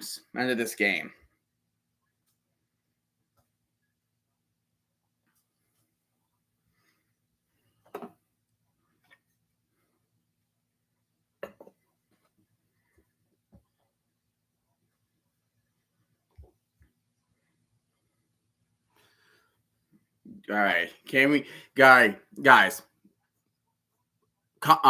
right now, do you think the Stallions are going to score a touchdown, field goal, or nothing?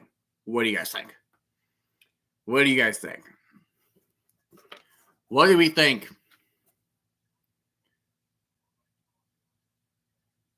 Because you just watch, they do score, but it's for the other team. You thinking, nah, they're not going to score. Pick six. That was kind of what I was thinking, too. Second down and 11 from the 31-yard line. Martinez is in shotgun formation. Play action. He will drop back. He's going deep right side field. Bryce Thompson. He's going to get flagged for defensive pass interference.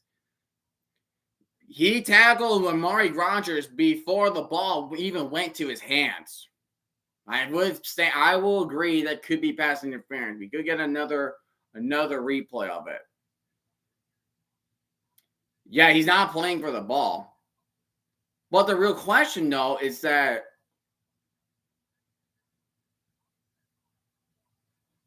offense number one, okay. You mean defense number one. But yeah, now we're in our first red zone drive, our first red zone of the game. But yeah, well, number one, Thompson's not playing for the ball. You gotta turn your head at some point and play for the ball if you do want to get penalized. And off to my rush. No, Marti's gonna keep it to himself. He's only getting like around probably 4 yards on the play. Be 2nd and 6. 1:45 remaining, counting down.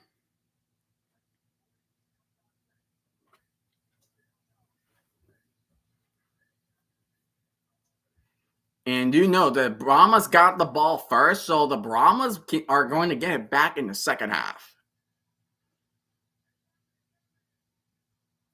They will get it back in the second half. 2nd down and 7. Martinez hands it off to Person. Person still on his feet. He's going to get tangled up. He's going to be 3 yards short of a first down. It'll be 3rd down and probably 3. It'll be third and 2. Under a minute remaining, 56 seconds remaining, counting down.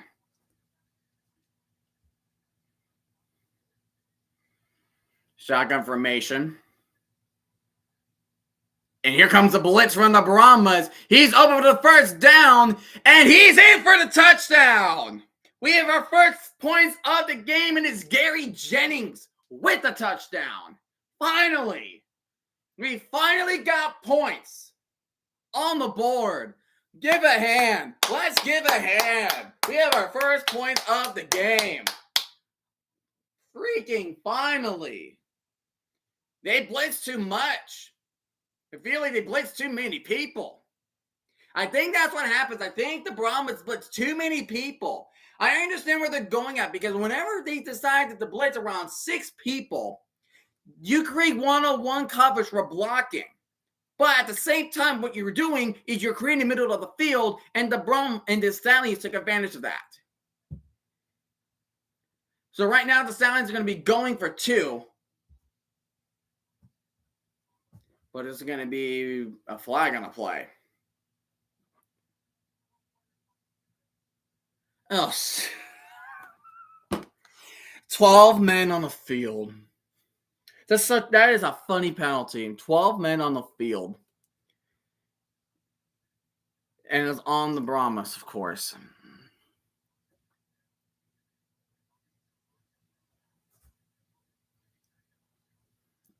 Wow. Are they still going to go for 2? Yeah, they're still going for 2.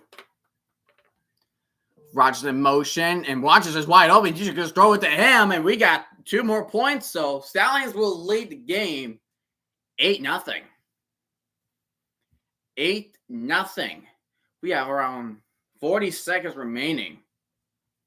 See if the Brahmas can get at least a field goal. But yeah, finally points. Oh my goodness. There's finally points in the game. Holy moly. So the Stallions will get the ball in the second half. Brahmas do need to take advantage. They will need to score quick. They do have 1 timeout, but I wish that they did not wait. I wish they did not use those 2 timeouts in the first quarter. Final score at 8-0. I mean, if it plays like this, then yeah.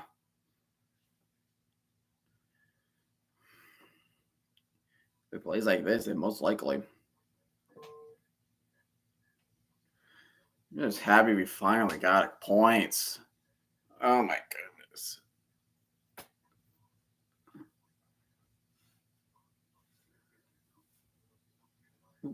Are you guys happy now? We got points. We finally got points.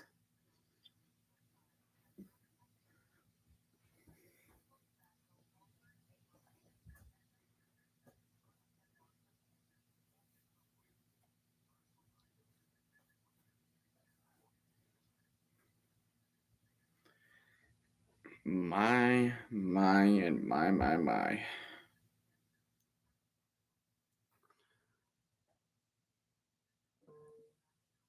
Now can we get at least more? Not just 8-0. The more points we get, the better. The more points we get, the better.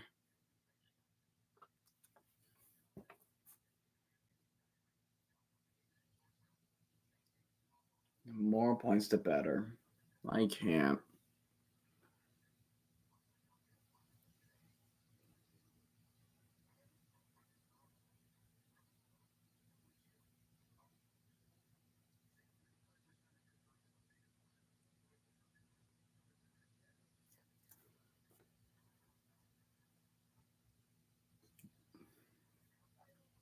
-40 -5 first quarter point differential, but second quarter point differential +38. Second half point differential is +65. Good lord. 7 comeback wins this season. Hey, Mr. Renegar, if you somehow watching this, it looks like your team is a second half team. They start slow, but they always find a way to come back.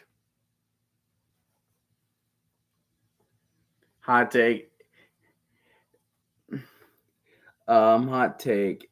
Adrian Martinez will get a camping fight, an NFL camping fight this year. I mean, the way if he continues to play like what he did in Michigan, maybe not, but who knows? It's the NFL. All right, is he gonna take it to the 30? One timeout remaining for the Brahmas before the half ends. Look at that. First 5 possessions. Punts everywhere. Punts are just everywhere. Ridiculous. It's just crazy.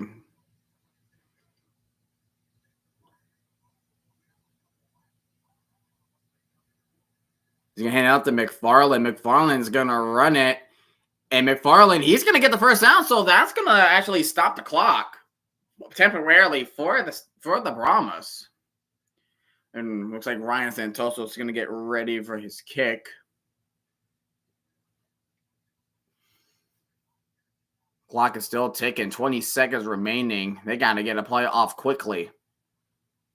Throwing down middle, and that's probably going to be flagged. I'm surprised that is not flagged because he was pretty much all over him. Okay. I thought it was going to be flagged. He was all over him. He was all over him like he was a helicopter parent. So right now we have second down and 10 with 15 seconds remaining. They got to get these plays out fast. Garber's dropping back. Going down the middle for a check down is Justin Smith, and he's going to go down. And a timeout will be called.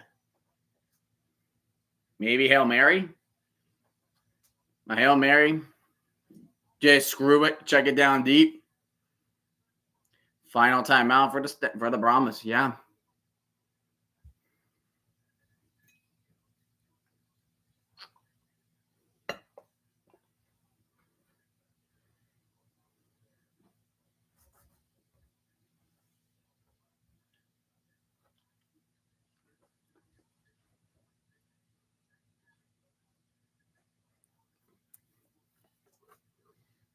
Man.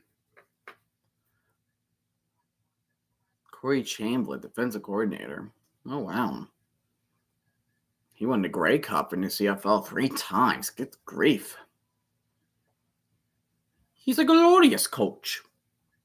A very glorious coach indeed.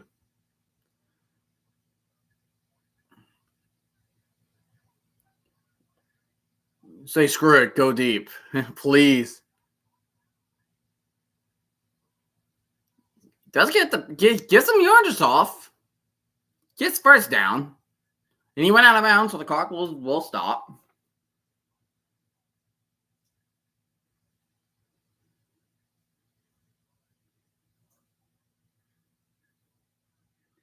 At the 48-yard line.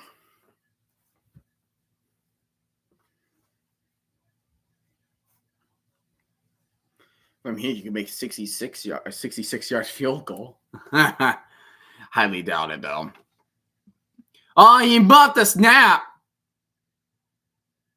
He's going to keep running it, and he lost the ball. And he's picked up. He's not down. Stallions are going to try to return this, which he will be down by at the 48-yard line.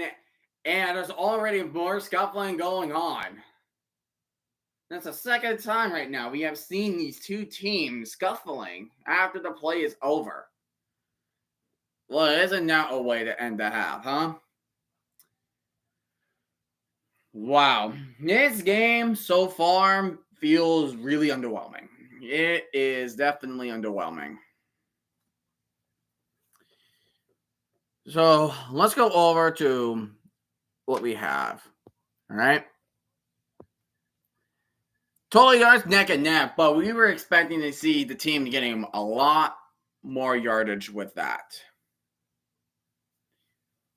Wow, 0 points allowed in the last 63 minutes and 58 seconds. In other terms, 1 hour, 3 minutes, and 58 seconds. Counting. Brahmas are kind of do better passing, but what's killing the Brahmas right now is the penalties. They got to reduce the amount of penalties right now. I mean, the Stallions only have one, and that was the special teams holding penalty. And that was it. Like, the Stallions are making clean plays. Brahmas, on the other hand, they're just not. They are just not making plays. Darius Fields failing to miss the tackle onto Gary Jennings. Stallions with more first downs. Teams are now starting to convert third downs in the second quarter. It's about dang time. Man. No teams had a sack. Both teams fumbled at one point, and then they lost the ball. Yeah, pretty much. Yeah, technically that final play before the half. Yeah, Brahmas fumbled it twice because they muffed the snap. Garbage. He is playing like he's accurate. He's 15 for 21, 100 yards, but that's it. Like he needs more. He needs to do something more with the receivers. The rushing attack that they were so good on, not doing well. Only 10 for 31. They got to find a way to improve that. With receiving, I mean, Andy McFarland is the leader in receiving. Well, actually, no, it's Calvin Turner, but only for 100 yards total. Marlon Williams is leading with receptions, but it's also Gary Jennings that will get the touchdown. And that big run, that 44-yard run from Ricky Person really, really put that team on his back. And of course, Martinez went 6'11", 47 yards and one tutty. So that's kind of where we are at this point with this game. And I mean to do close panel. Get that out of here. All right. Like I said, this game is so underwhelming. All right, better go to work. All right. I hope you have a great rest of your day, Gavin. I hope you take care.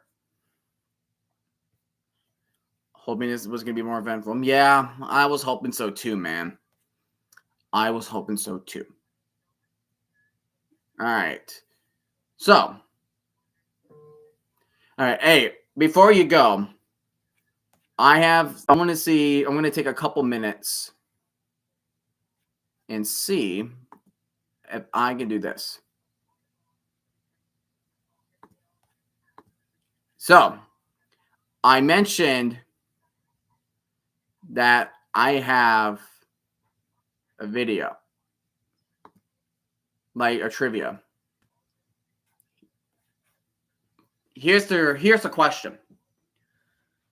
Based on research of the World Football League, United States Football League, Alliance of American Football, and United Football League, the cities of Birmingham and San Antonio face each other 4 times. Which city leads the series, and how many times did that city win in this series?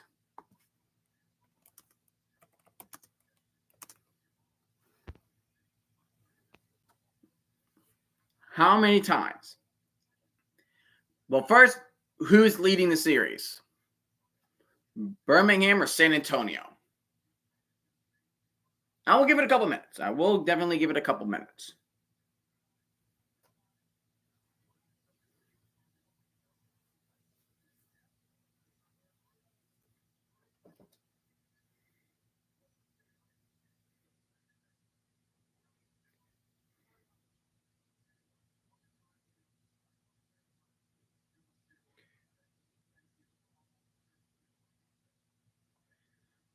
I do like this question a lot because it was just the only reason why I have an idea about this question was because just about of sheer curiosity. It's mainly sheer curiosity.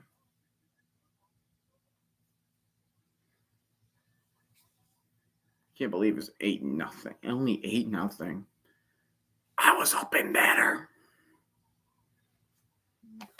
I was hoping better.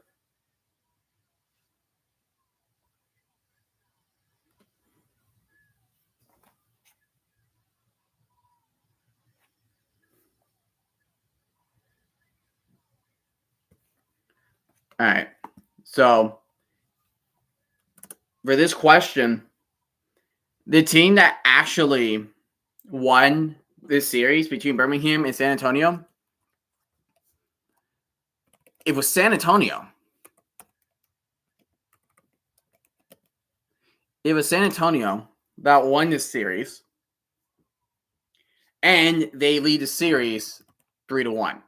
The one time they lost was in the WFL when the Birmingham Vulcans of the World Football League beat down the San Antonio Wings after they became the Florida Blazers. And those teams actually faced off against each other, Florida Blazers and Birmingham, in what do you call it? Winning them in the bowl. Good stuff.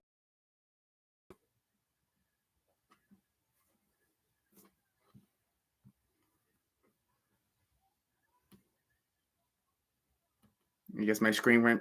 Apparently, while on my phone, my screen was black, so maybe you guys did not see the question. Oops.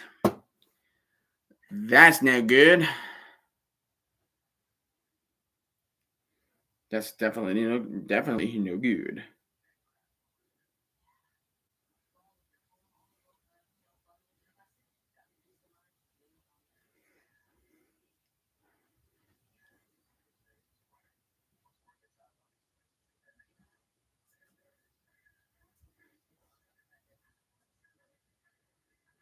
But 8-0. I don't know. My girlfriend just sent me something really cute. She's amazing.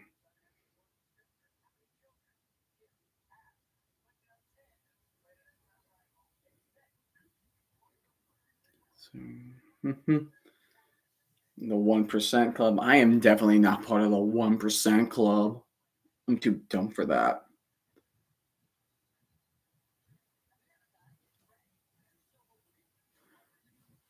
I am so not. I'm so not 1%.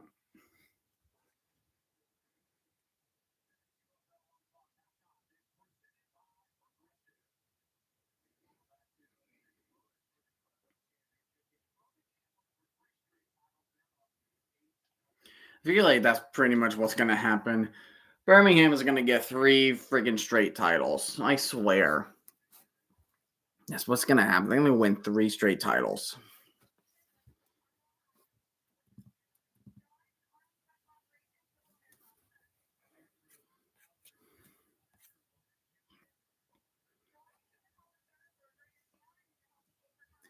We are 2 hours into the stream. You guys are being so amazing. Thank you guys so much for joining in and watching this stream. Yes, the UFL game is a bit underwhelming, I will say, but hey, we're just here to have fun and just watch some glorious football. That is what we're going to be doing.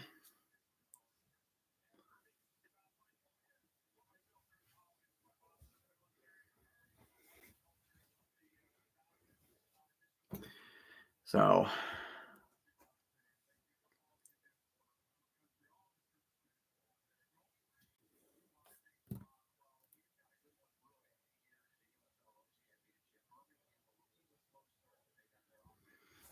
start regardless of which team you want to start talking about. But Stallions are doing better. But yeah, that if it wasn't for that forced, but here's the thing: if it wasn't that a forced fumble that Darius Phillips forced, if that did not happen, then we were probably looking for maybe like a 14-0, 15-16-0. That's kind of what I'm looking at right now. And yeah, it's just like it's been like a really low scoring game. But thank you, Gary Jennings, for getting the one score that the UFL fandom needed. We were in desperate need. We were in desperate need. Good grief, man. Meow meow. Meow meow meow meow meow. Meow meow meow meow meow meow meow.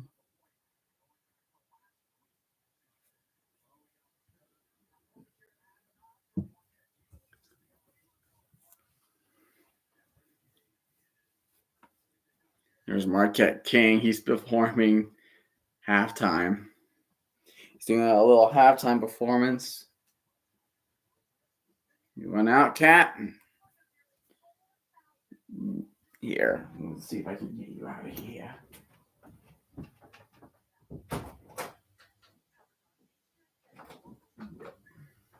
Yeah, it looked like he did it out. There is a book that I have been. There is a book that I've been starting to read. I was on a vacation with my girlfriend, visiting my family, and we went to a bookstore, a local bookstore in that place, and then I found this. Last Team Standing. How the Steelers and the Eagles saved pro football during World War II. I'm liking this book. I mean, I just started reading this, but I like the concept of what was happening. So, pretty much the reason for the Steagles, right? It's self-explanatory. It's the Steelers and the Eagles combined. But the reason why they had to merge those two teams together was because during World War II, around in 1941, when the Japanese and the Imperial Japan Army bombed Pearl Harbor and the United States declared war, most of the NFL players went to war. Around 638 players went to war. So the NFL went through a problem in the early 1940s about the shortage of players. So they say, okay, why not we merge two teams into one, the Steelers and the Eagles, and become the Phil Pitt Steagles. And then there was one player here. His name was Al Wistert on here, and he loved football. He was a big fan of football. He wanted to play it, but he's a tackle. Nobody really cares a lot about tackles. They only care about the quarterback, the running back, and receivers, right? So when he was in Michigan with his brother, he asked the coach if he can run the ball, and the coach worked that out for him. So he did it a couple times. First time was a success, but on the second time or further on, he ran the ball and he was tackled so hard that it ended up breaking his wrist. So he has to get surgery. But at the same time, there was a legislation that came about that certain people, like men, were required to join services for the war, unless something else otherwise. And when he was asked the question if Wister once had surgery, and he said, "Okay, I have an appendectomy and I got a surgery on my wrist." If he had any type of surgery, he was gone. So he did not join. He did not join the Marines or the draft, and he ended up joining with the NFL. So that's pretty much what the story is for the Steagle so far, and I'm enjoying it. I never really learned a lot about football before the Super Bowl era. I thought it's always interesting. It's like I want to learn so much more. Yeah, man, San Antonio, 31 rushing yards. That is just, oh my gosh. It's just not San Antonio whatsoever with this game. It's just not them. That's the problem. Throws it to Marlon Williams. He's gonna get He's gonna get a gain of 8 or 7, 7 or 8 on the play.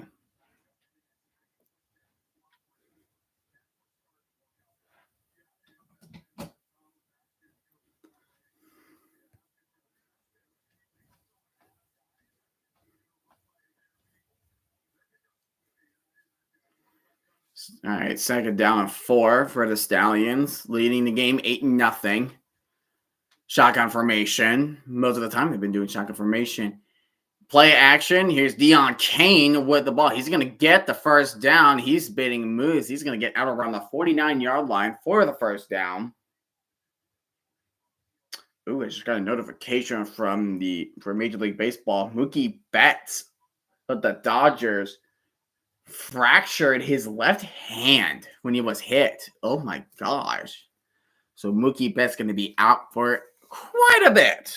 Quite a bit per se.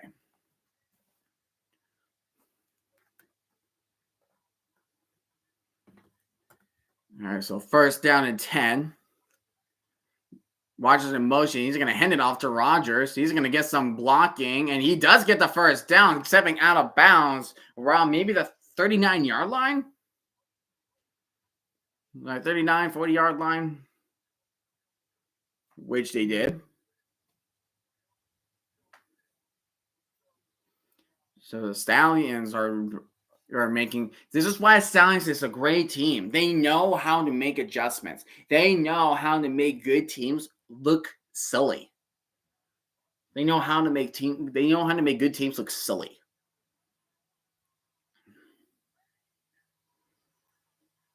Ending off to Ricky Person, and Ricky Person gets the first down again. He's going to be down at the 24. Ricky Person is making some big runs. Making a big rush.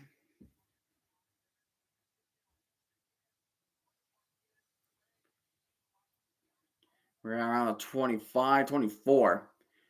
Going to throw it to Williams. He's going to gain of 8. Marlon Williams with a screen pass. They're just doing screen passes. They're doing running. And it seems to be working. They know how to get their blocks going. Just great blocks by the offensive lineman. Second and 2.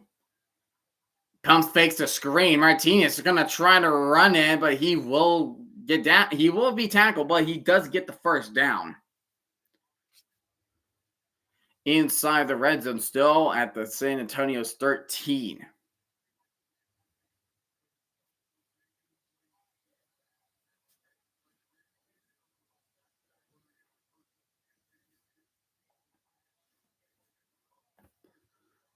My Lord.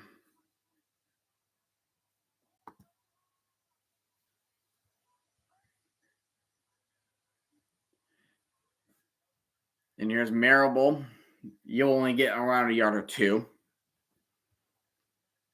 Heck, freaking Jacker Gator 8 said UFL Championship is just Super Bowl 53. That's exactly what he said.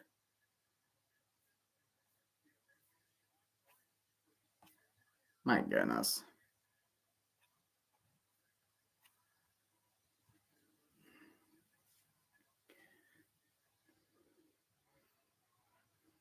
I think I'm probably going to do like a little cutback because they're playing zone. And here's Martinez running to the left side. Missed a tackle. And Martinez, he runs in for the touchdown. Martinez will make it 15-0. In exactly 4 minutes. We almost have as much score as Super Bowl 53. And this is just one team right now.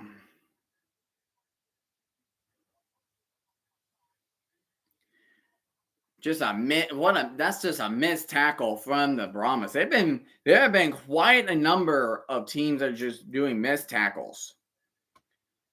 And the Stallions will go for 2. That looked like a false start. Yeah, that's what I thought. I saw Jay Sternberger doing like before they went go. That's a false start for the Stallions.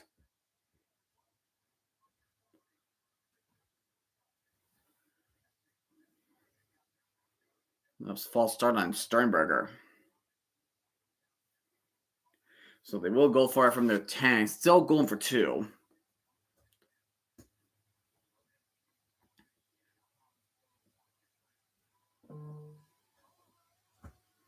It'll be 2-point attempt still. Going for a blitz once again. And what a one-handed snag by Jordan Thomas. Now the score is 16-0 Stallions. What a one-handed catch from Jordan Thomas. Wow. Stallions are finally learning how to get the groove going. 16-0. San Antonio really needs to answer.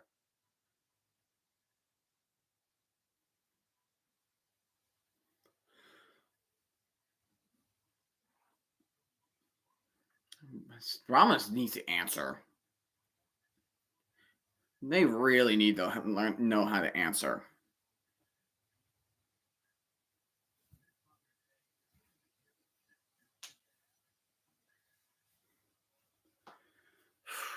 Man. This UFL championship game is like the opposite of what we hoped for. Man. The Stallions are the Patriots of the UFL. Yeah, that's pretty much what this is right now. Or today's Kansas City Chiefs, because Chiefs are pretty much the new Patriots. Except we are at the beginning of a 20-year cycle, 20-year dynasty of the Patriots, I guess.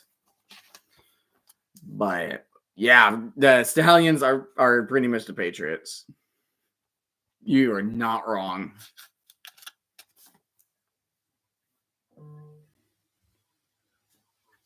But oh my goodness.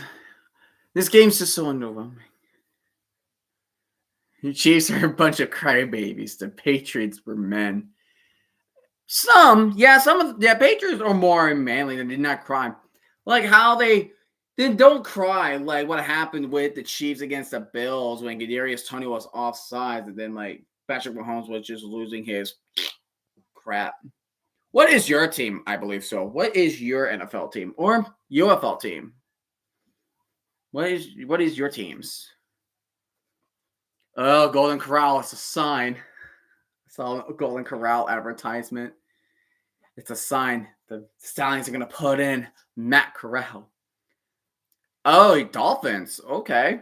Dolphins a good team, but I have a feeling you hate my team. But I don't care. Got this at I got a local gift store. It's a Coney Ely signed helmet. I got it at the thrift store. It was like $40. I checked online. It's I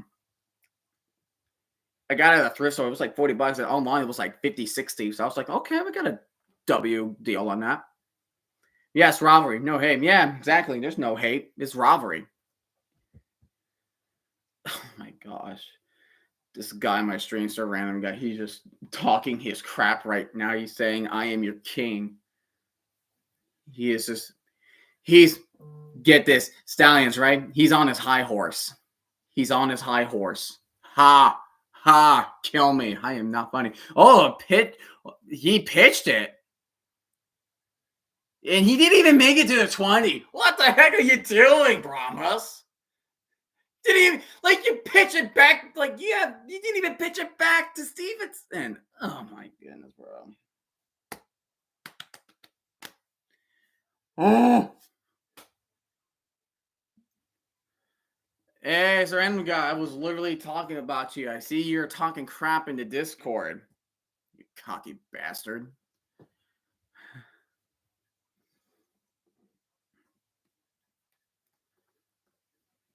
You cocky bastard.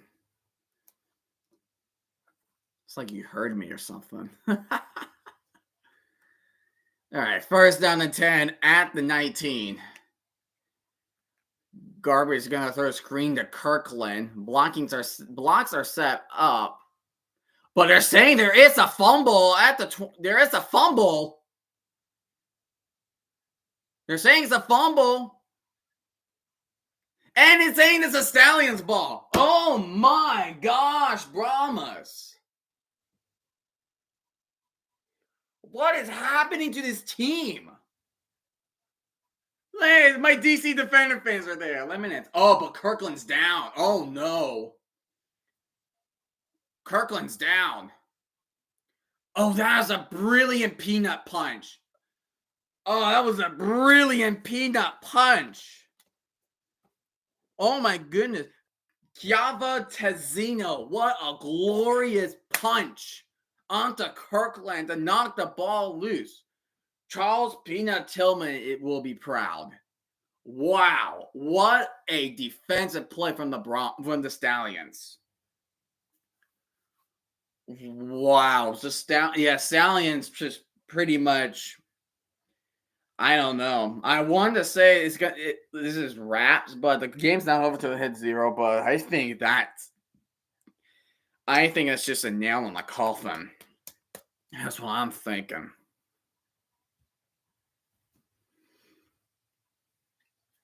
That was just a really good defensive play.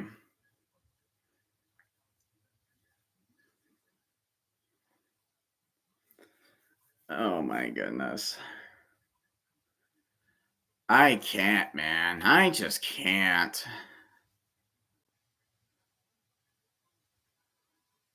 Stallions are just too good. Stallions are too freaking good. It's like they know what they know what they need to do on both sides of the ball. They just know. They know what they need to do. That's why I said the Stallions are scary. They make adjustments. They make proper adjustments to win games. Good grief. They made proper adjustments to win games. You saw that graphic. They're minus 5-point differential in the first quarter. They're plus 38-point differential in the second quarter, and they're plus 68 in the second half. That shows you the Stallions make adjustments. They make adjustments. That's how they win. And they're doing a dang good job at it. Brought to you by Valvoline. I once called Valvoline Vaseline.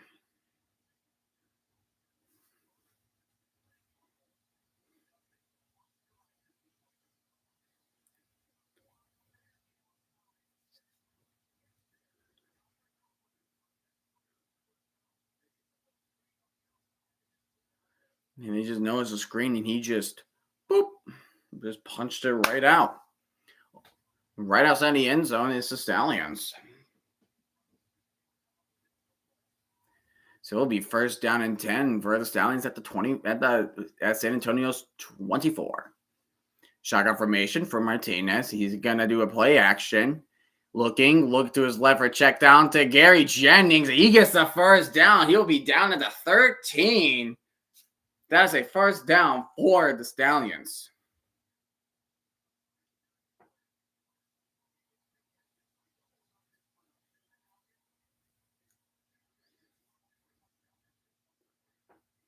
Gary Jennings already making plays out there.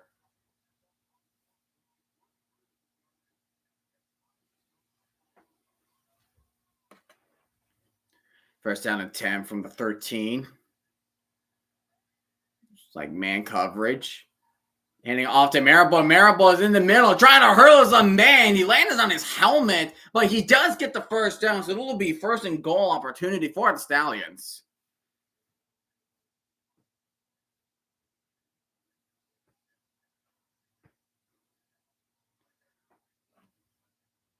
They are just, my goodness. That's why you wear helmet, kids. That is why you wear helmets. You wear helmets for a reason. First and goal from the 3. Handing it to Marable. He won't get stopped at the 1, but chances are the Stallions will mainly score a touchdown right here because they always get something out of it with the formation they are in.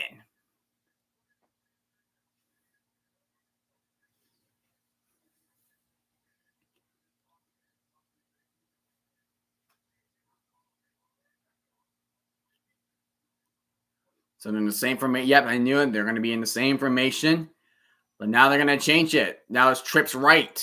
Martinez, he's going to run. He's running, but he's just going to throw it away. Incomplete. So it will be third and goal for the Stallions.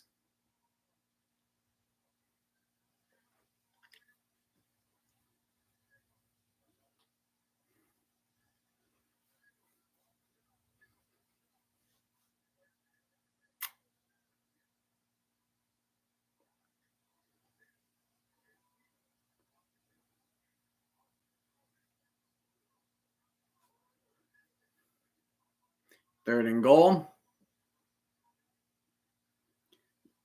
Heading off to Person, but he gets denied. Person gets denied. Are the Stallions going to bring the field goal team, or are they going to try it again?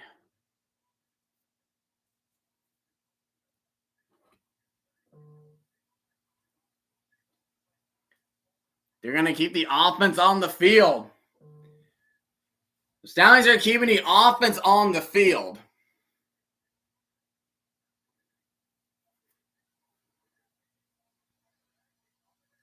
This is a big play for the Stallions. Fourth and goal from the 1. Seeking it in. They have no idea if he's in. And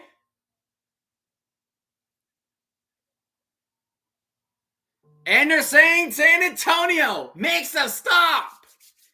He makes a stop on the Martinez. We're going to check the replay.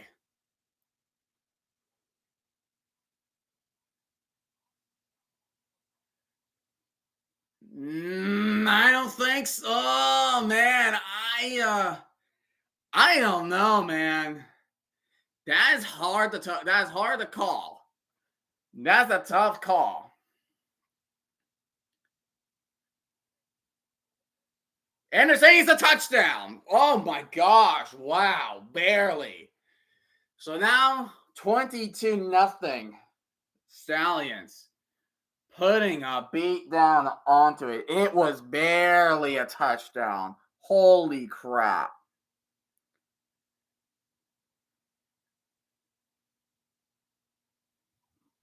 Yeah, see, now the ball, at that point, the ball is over the line. Is at the line.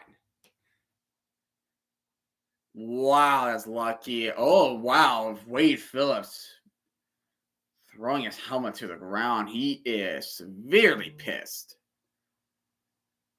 And a 2-point conversion will be no good, so the score will stand 22-0.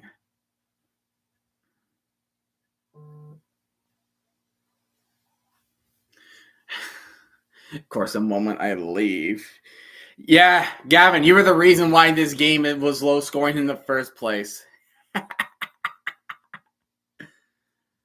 Yeah, well, it just went from a low scoring team to now a beatdown. Of course, two worst things that can happen in a championship game in any football sport. Oh my goodness.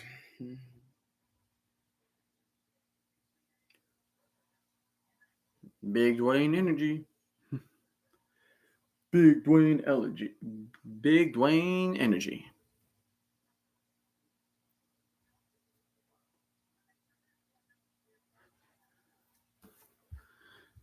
Good grief, man.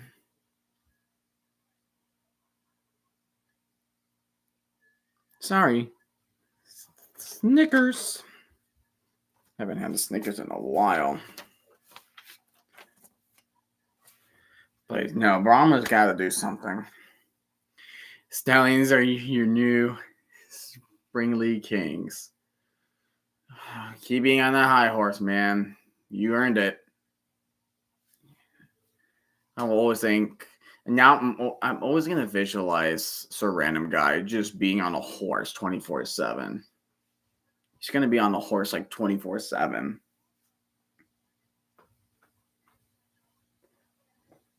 But man, this game is underwhelming.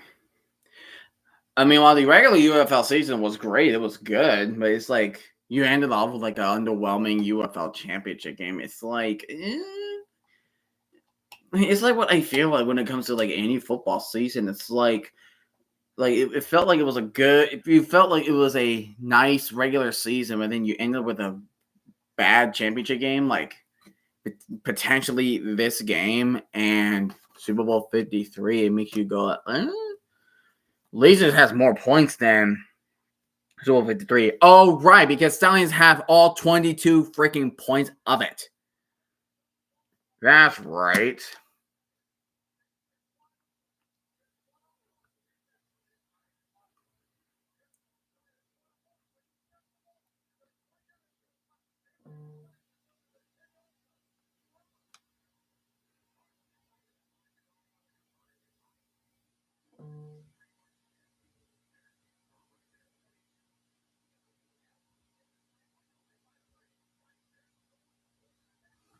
There's just no one. 22-0. Brahmas will get the ball back. I highly doubt they're going to get something done with the ball because the Brahmas offense is so underwhelming. Like, this was the complete opposite. Like, this was the team that beat the Stallions in week 9, and it's just the opposite tail of what we have. There's Marquez Stevenson. I mean, he's going to shake off a tackle.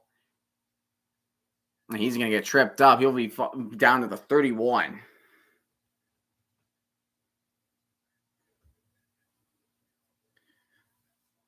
So San Antonio, what are you going to do?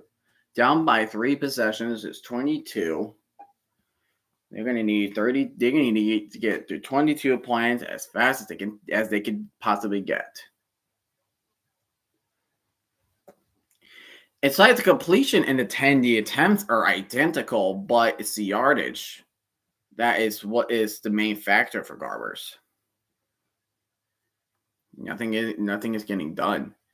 Mac, and here's McFarland, he's got a run. He's going to get run for around 10 yards. It's going to be a first down for San Antonio. Not a bad run.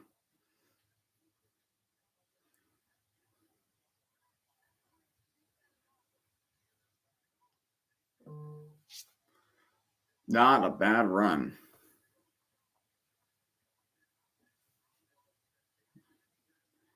McFarland at the running back again. Garber's going to drop back, and that's just a miscommunication. McFarland did not look back at the garbage for the screen pass. Have a second down and 10.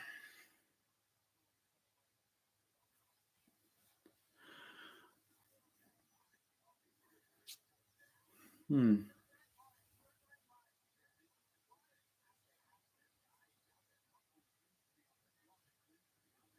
Jontre Kirkland's on the sidelines. He's not out on the field. He was hurt in the earlier play in the fumble. Going to give it to McFarland, but he's only going to gain a yard, so it'll be 3rd and 9 for San Antonio.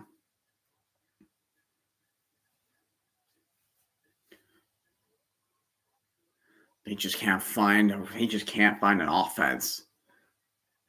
San Antonio just can't find an offense.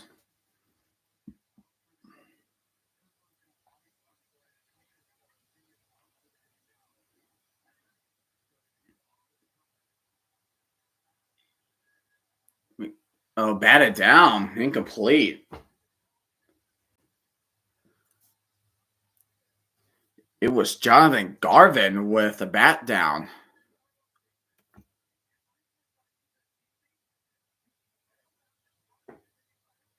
Carlos Davis with the bat down. My goodness.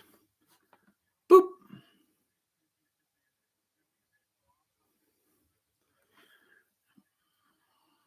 Got no choice to punt.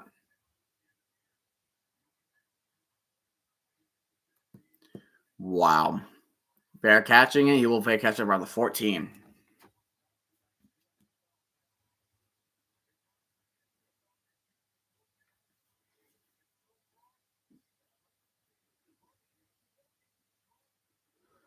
But yeah, so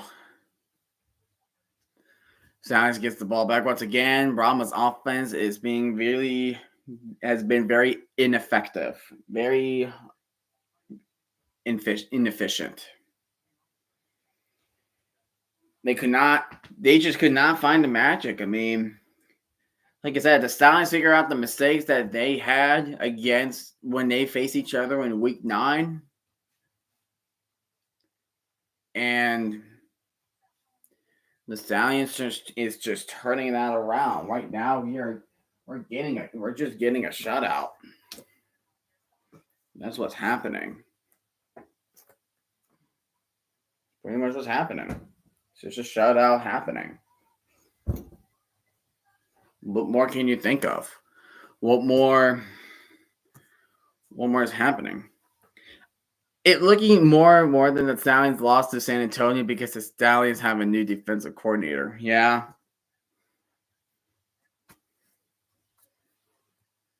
I'm thinking more and more that the Stallions lost to San Antonio because they got a new defensive coordinator. I never knew that. It's like regardless who they have, like a defensive coordinator, it's like they just want to win. They just want to win.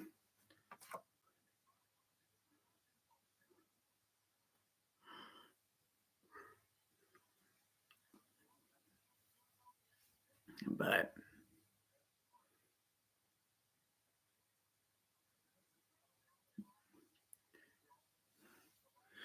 John Chavez had a medical issue, so we had a new guy since week 8. Oh wow! So he was on medical leave. I see. Okay, I never knew about that. Thank you for that news update. Wow. And looks like the new defensive coordinator is doing a mighty fine job against the Brahmas. Man, it's crazy. First 4 drives, 0 points. The last 3, 22.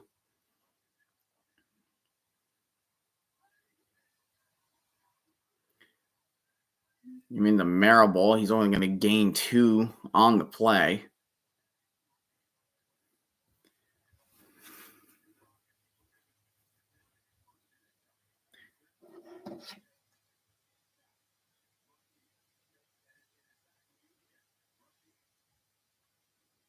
Only going to gain only 2 on the play.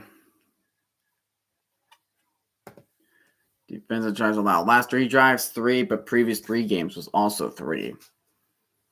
So yeah, the Stallions are just dicing up that Stallions defense like onions. And Martini, he's going deep downfield, tipped up in the air, incomplete. Martinez was looking for Kevin Austin, but he was double covered by Nelson. He was double covered by Nelson, Scott Nelson, and Darius Phillips. There's Nelson coming over there for help. Bounced off the helmet. Bunk. It bounced off the helmet of Scott Nelson. That's funny. Martinez dropping back. And it will be a 3-and-out for the Stallions. 3-and-out at Birmingham's 18. Not bad. But Bryce Thompson, he is limping off the field right now.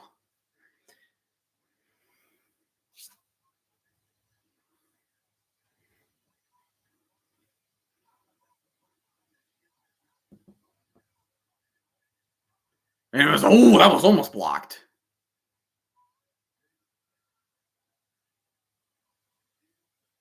And here's Stevenson. He gets to the 46.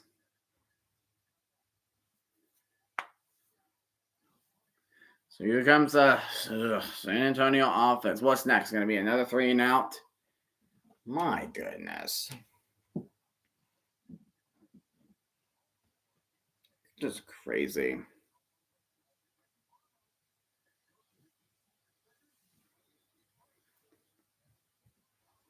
Like,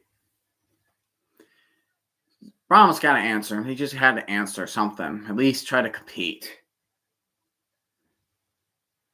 At least try and compete.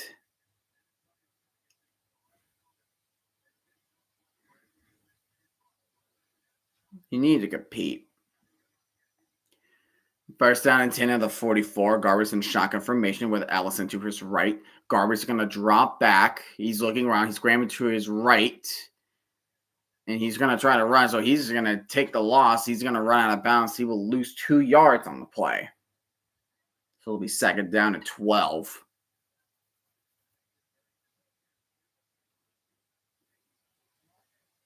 Yeah, you can't. Yes, I mean, he can't run out of bounds. Yeah, I don't know why he did not just throw out of bounds. He's way outside the tackle box. So Mike Mills just released a tennis figure. Around 27,396 have attended this game. So just under 3,000. Here's Anthony McFarland. He's going to get past midfield. He will get down to the 47. So here's the thing. Because here's the thing, right? If Garbers did not step out of bounds and lose 2 yards, that could have been a first down. It might be fourth down coming up. Might be fourth down. 3 minutes ago in the third quarter. 2 minutes ago left in the third quarter. Excuse me.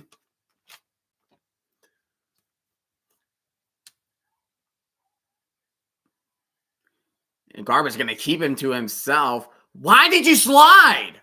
Why did you slide? Just run for the first down. Why did you slide? Just try to run your way through it. Why? Why did you slide? Are you kidding me? Why did Garber slide?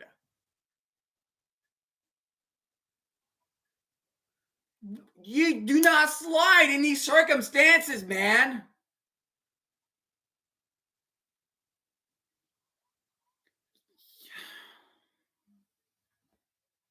Turnover on downs.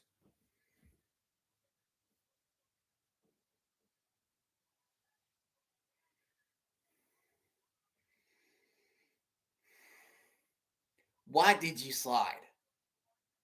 Why did he slide? That is something I would never understand. Why did Garber slide on 3rd and 1?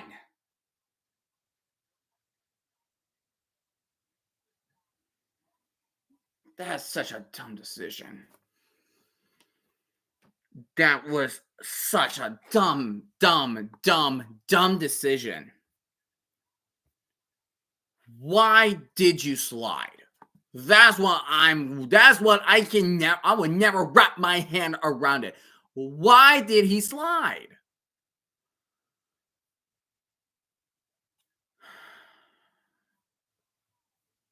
I can't.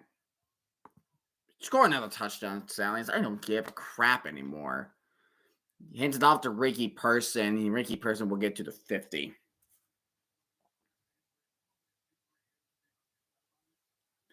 I still don't understand it. Why did he slide? I would never wrap my head around that. Like, you had a guy that was flipping off the other guy. You have an offensive lineman flipping off a Stallion. Even that will give you enough to run for the first down at least. I don't understand, why did he slide before the first down mark? Just such a stupid decision. Martinez, he's just going to run that for the first down. Yep, he will get out around the 40.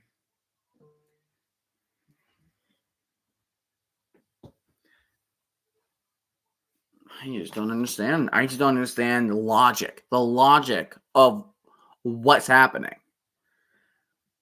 What about the end of the third quarter, too? It's 22-0. 22-0.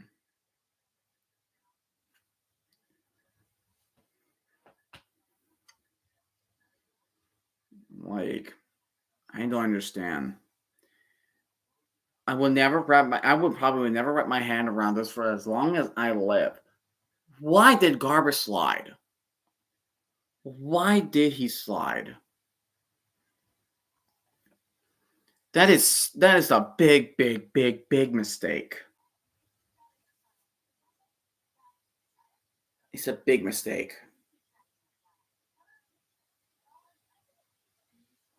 You don't do that. You try to go for it. You had to take risk. You're down 22-0. Might as well go for it.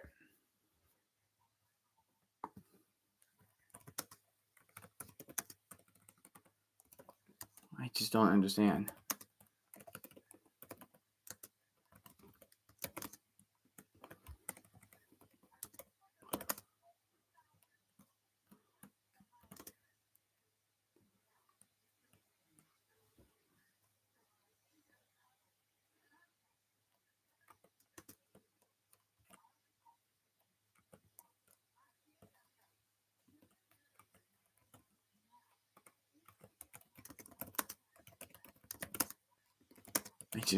I just don't.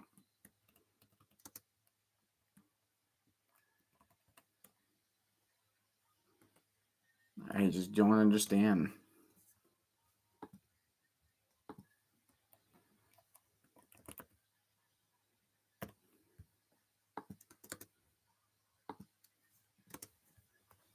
I just don't understand. Why did he slide on 3rd and 1? I don't understand. I will never understand that. Why did he slide?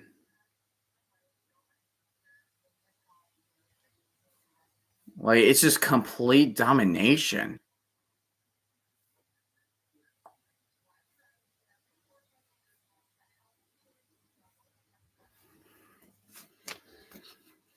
Like, this championship game is so underwhelming. It's so underwhelming.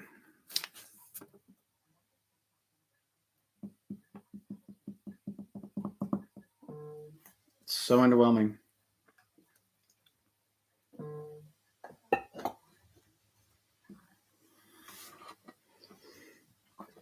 I just don't understand. I just can't comprehend it.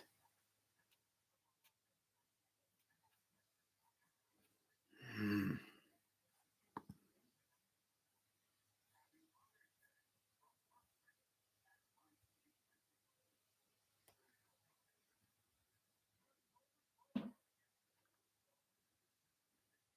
Scared. Probably. I mean.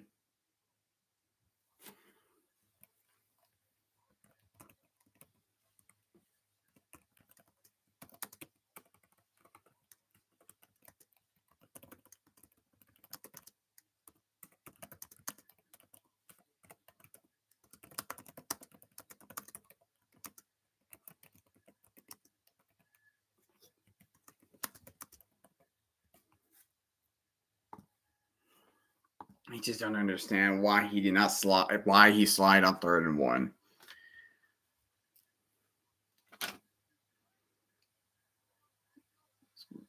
Throwing into Person.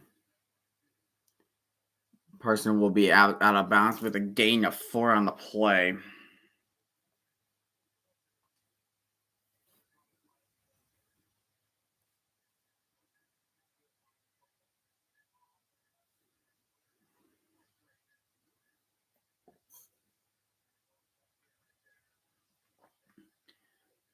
That was just a flop.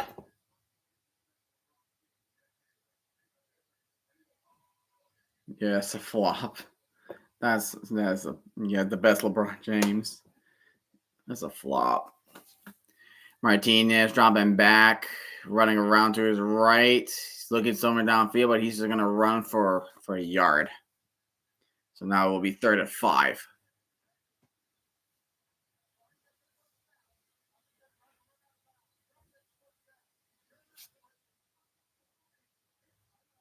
He's trying to get ball to Martinez. He's just trying to run for the first down. You're an athlete.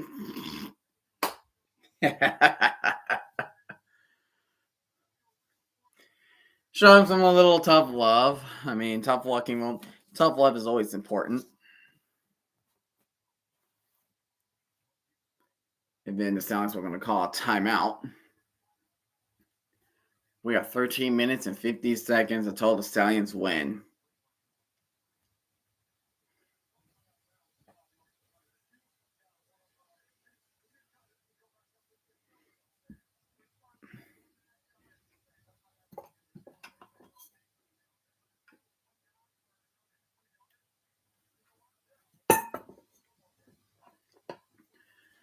I just want this game to end. That's just what I want. I just wanted this game to end. I just can't. I just can't. I can't stand it.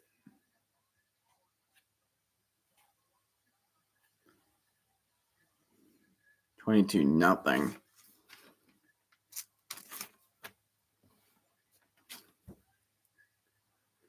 Martinez dropping back. He's looking for Amari Rodgers, but Amari Rodgers will drop the pass.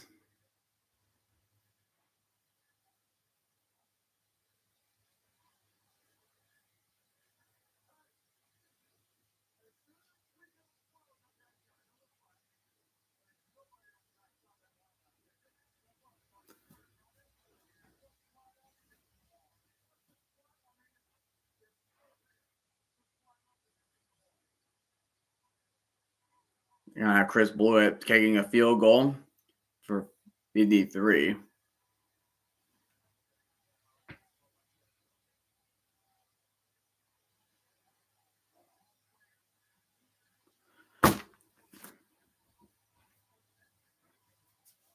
It's 4th and 5, and the Brahmas got flagged for 12 men on the field, and that's enough for an automatic first down.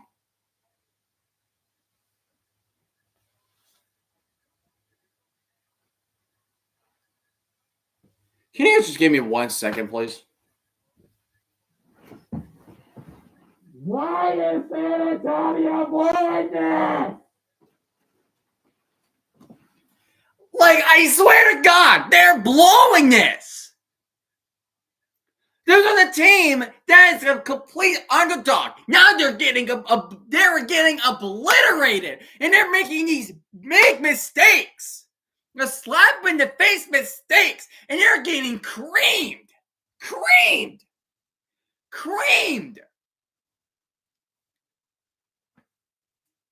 They're giving the Stallions every chance and opportunity to win the game, just to beat them.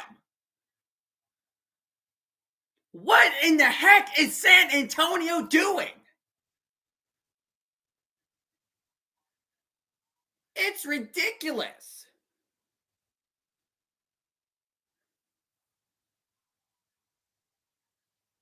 I don't understand.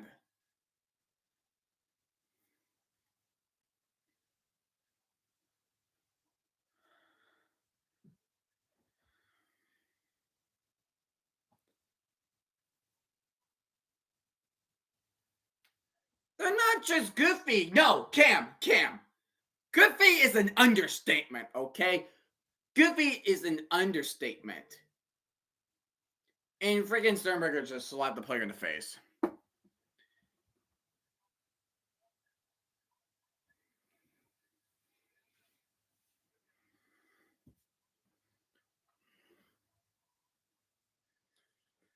Does it even matter what Jason's doing at this point? You guys are up 22 to nothing. Nothing matters. Nothing matters. It doesn't matter because the Stallions are going to win. They're going to win. It's far from over. The Brahmas offense is as efficient as the New York freaking Jets. The gosh darn Jets. Martinez, he's trying to look for something.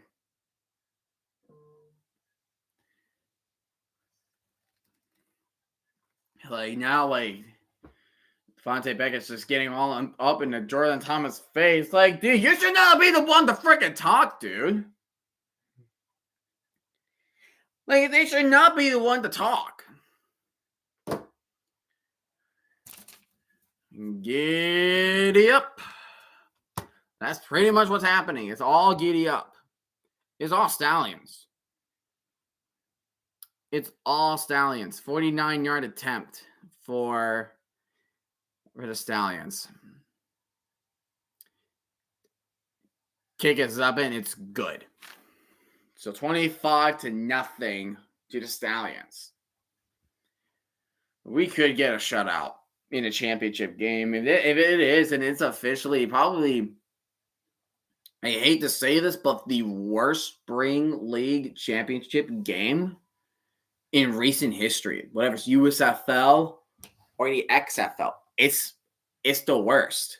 Like 2022 USFL champions, great. Between the Star and Stallions, awesome. XFL and the USFL 2023, they can go hand in hand. We want to play second or third, but UFL, though, it's rock bottom. It's rock bottom for this. Like, I just don't understand the Stallions. The Stallions are much better than this. They are 100% better than this. I know that. I know the Stallions are much better than that.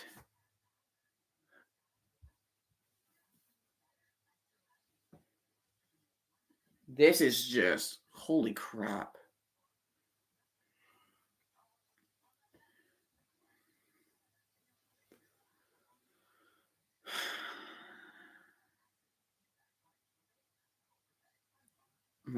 Ever since I just lost hope for the Brahmas right now. I just lost hope. I just lost hope for this team. I forever lost hope.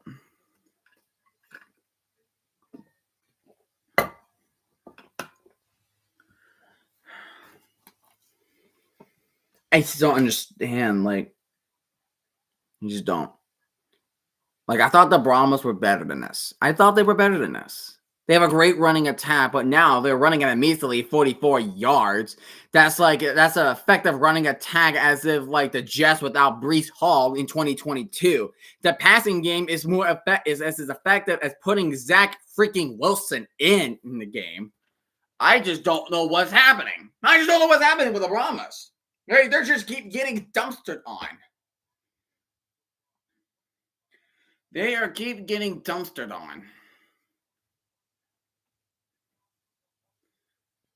Like, imagine like over 1 million people right now. They're just seeing this game. It's like this was the UFL championship game in the first season, and we're gonna say, yeah, it is, and it was freaking horrible. It's freaking horrible. Because the Brahmas have no idea what to do. They're committing worthless. They're committing slap in the face penalties. They're committing slap in the face mistakes, and they have a slap in the face defense. That's what's happening. Skips also watch and learn, and also AJ Material doing the same thing as he did in the XFL South title game. And now they're putting in Quentin Dermatti. Brahmas are benching Garbers. They're putting Dermatti in. Brahmas knew that something was not going right with the quarterbacks. We're just a passing game in general. They're trying to do something. It's 11-26, 3 possessions, but just good luck. Good friggin' luck with that. Shameful. Just absolute shame. It's just absolute shame.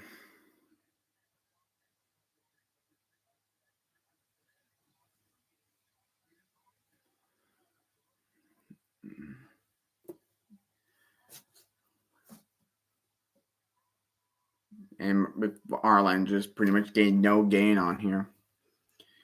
Watching the Brahmas is like me last year as a Roughnecks fan. Well, at least the Brahmas won their conference game, unlike the Roughnecks, as everybody expected. It's just a shame right now. It's like I'm just mad because I know. It's just a shame because I know that San Antonio is better than this. I know they're a much better team than this. They're the only team to beat the Stallions regular season. Going deep, and he finally gets a receiver. I think it's Calvin Turner. He's going to get across midfield around the 48 or 47. So there's a big play on that.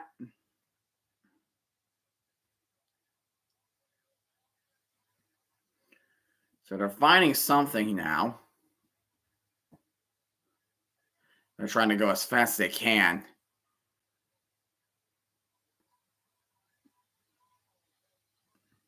You guys probably get a first down right here. They got to go fast.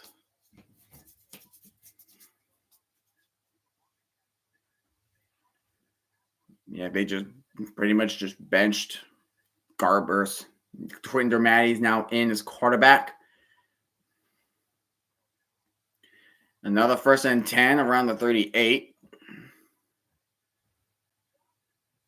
37.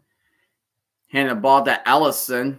Ellison will gain around several yards, so it will be around the 34-yard line.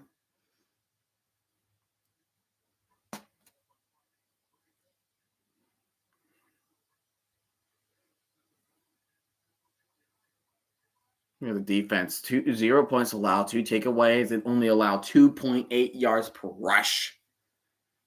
Dang. Just dang. That's how great that defense is. It's like a Titan. Quentin Dermody, he's trying to run. And Stevenson missed tackles. He's still running. He gets a first down to the 21. The Brahmas are right outside the red zone. At the 21-yard line in Birmingham territory. They're really going to try to look for points on the scoreboard. 8:24 remaining in the fourth. Shotgun formation is Dermatti. Dermatti's going to drop back. And he's going to try to throw incomplete. He does avoid the sack, though, which I'll give Dermatti that. Freaking Chase Garvin will not be able to freaking do that. He will just hold on to the ball. It was Taco Charlton that almost got the sack.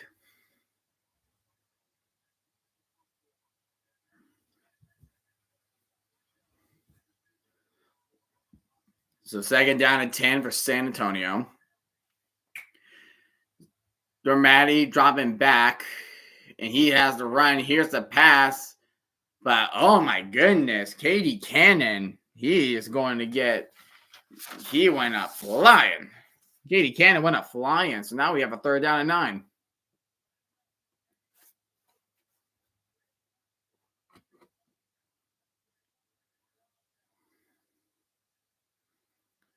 My goodness. 3rd down and 7 from the 19. Dormady dropping back and has a player in the open. He does get the 1st down at the 11. That will be Calvin Turner with the catch and run for the 1st down. 6 minutes remaining. San Antonio really needs to hurry up.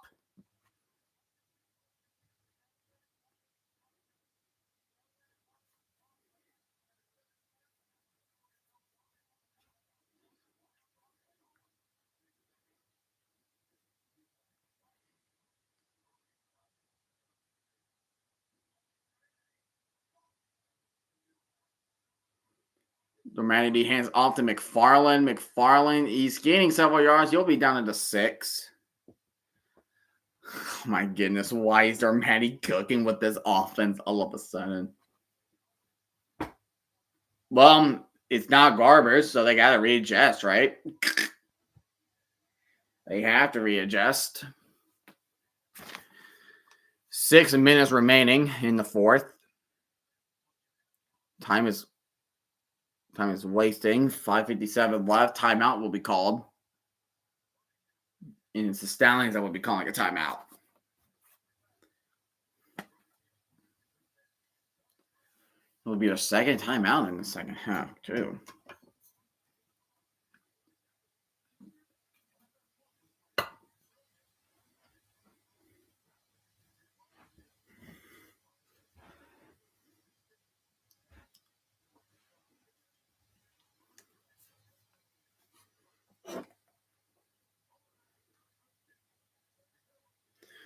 Man.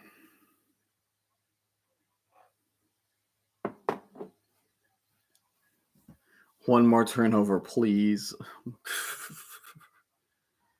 Brahmas trail by 25. Yeah, largest deficit this season for them. I'm just upset that the Brahmas are better. I knew the Brahmas are better than this. 2nd down to 5 from the 6. Dormady. Oh my freaking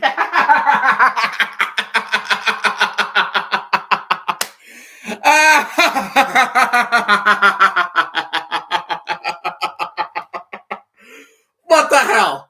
What the hell was that? Oh my gosh, it's like Jameis Winston in the Rose Bowl. It's like Jameis Winston against Oregon in the Rose Bowl, except he didn't freaking fumble. Oh my god. I am dead. I'm completely dead right now. Do you guys remember that in the Rose Bowl? No, it's not even that's not even a butt fumble, dude. You guys know what happened with Jameis Winston in the Rose Bowl? Like, you remember that? Oh my goodness. Freaking crazy. It's like I'm like watching Jameis Winston again. The way he's just moving his noodly feet.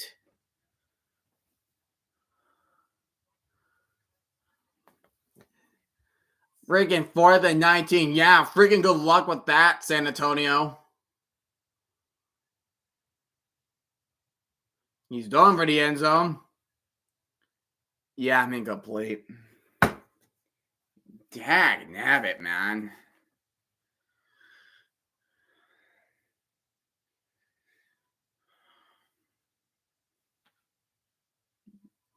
Freaking San Antonio. It went through.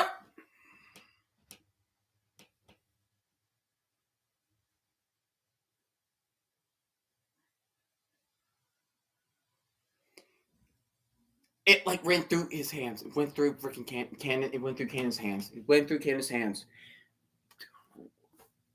Can I just get like a bag of Butterfingers and I can just have one for each player that just drops passes? Like I just don't know anymore, man. Where's the sponsorship for Butterfingers? Please. Where's the sponsorship?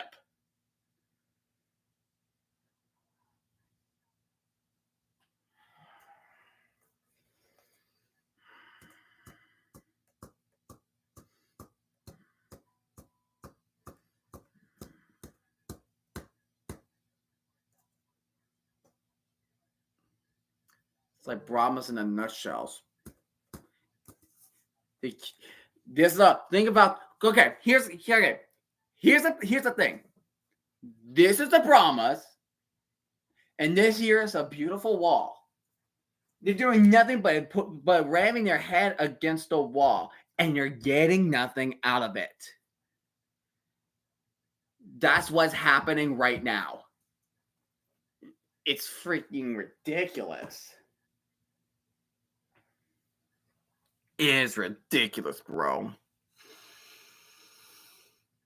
I just want this game to be freaking over. I just want this game to be over. Hey, if you're gonna talk about DC's embarrassing performance to the freaking like Renegades in the XFL, look at San Antonio.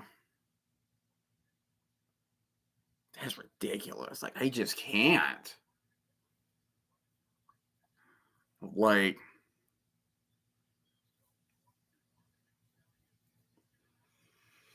it's a beautiful sky view. Like, yeah, like even the Maulers. Yeah, that's what I'm saying. The Maulers scored points. Are you kidding me?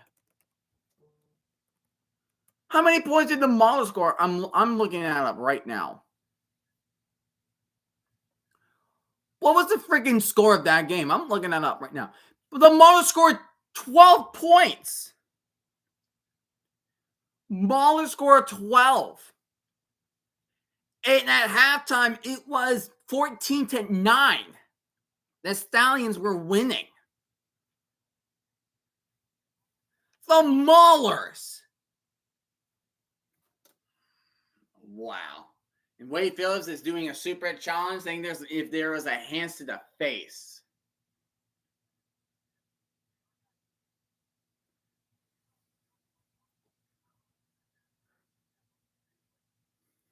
And it looks like he's saying that there's not going to be nothing.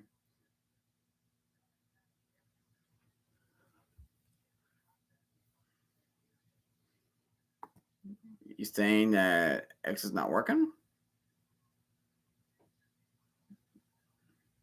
Looks fine to me.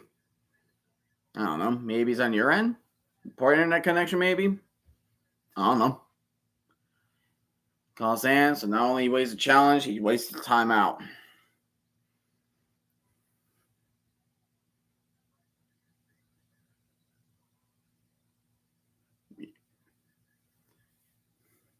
Yeah, it's not a hands to the face.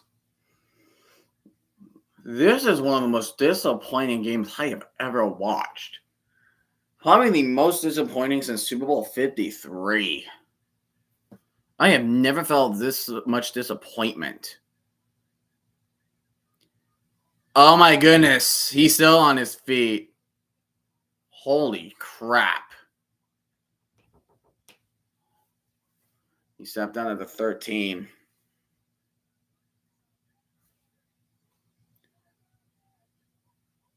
Just put in Kevin Hogan. Nah, they already put a backup quarterback in. That's like there's not even like there's no fair shot at it.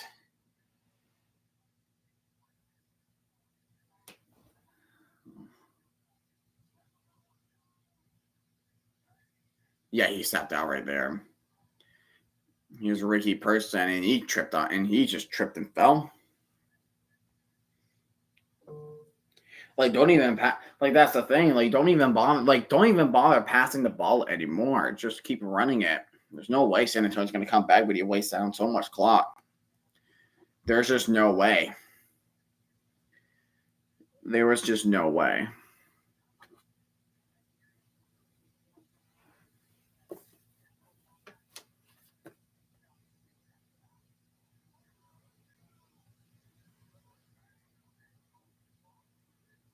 And here's Person with the run. He's going to gain 5 at the 40.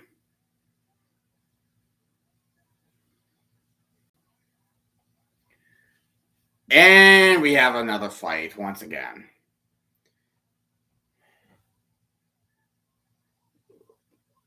Oh my gosh. San Antonio is salty. They're as salty as the sea. They're as salty as the 7 seas.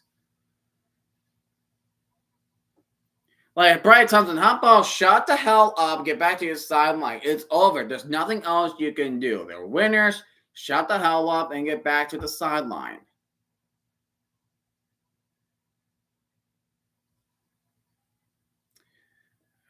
The Brahmas are just embarrassing themselves.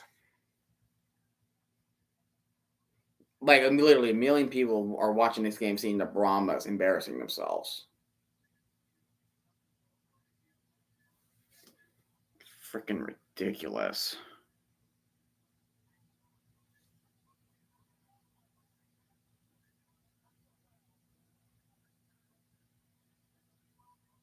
Steve Sternberg is a hit with the personal foul. And number 1. Wow. So Jay Stern, not like it matters, but both Jay Sternberger and Bryce Thompson got ejected from the game. They just got ejected. Watch replay. Just scuffling. Bryce Thompson holding the face mask. James Sternberger is holding by the shoulder pads, and Bryce Thompson just won't let go of him. You see how red his face is? Like, God.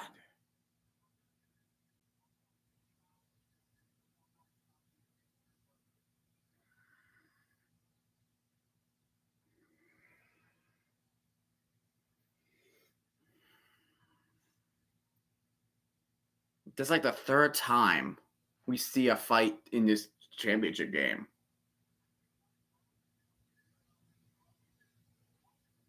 Here's a tip, guys. Do you think this game is worse than the XFL championship game in 2001 between the Extreme and the Demons?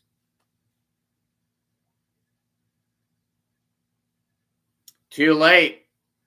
He's cooling his jets in the locker room. He got ejected, along with Bryce Thompson, because they can't learn how to freaking control themselves. This is probably worse. I mean, I kind of agree. I mean, both teams did score points in the XFL championship. Brahmas didn't. And that's a first down, and that's just gonna not just to seal the game. This is just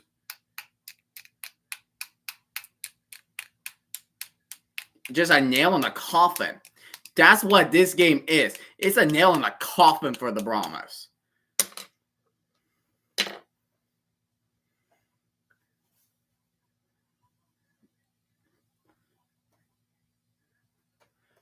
Like, jeez Louise.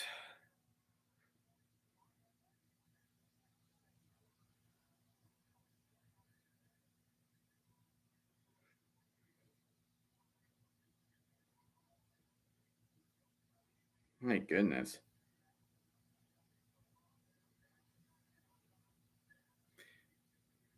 I just don't like the Brahmas. I think the Brahmas, like Super Bowl era, there has never been a shutout in the Super Bowl. And the modern day, like Spring League championships until right now.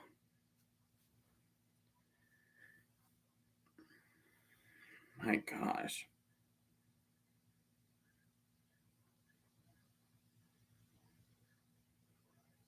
Like, it's crazy. Like, this is one of the worst games I've seen. Like, no, I mean it now. Like, this is the worst game I've seen. One of the worst games I've seen since Super Bowl 53. Like, yes, there's definitely more points, but it's by one player. It's one team that did the whole scoring.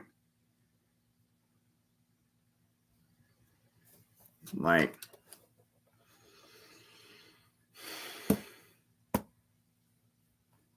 I don't know. Yeah, like to be honest, I would give that MVP to Martinez. One passing, yes, 91 yards of passing, but he also ran for two.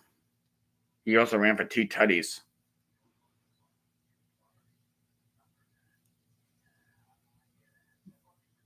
Man, embarrassing. Just embarrassing. Like,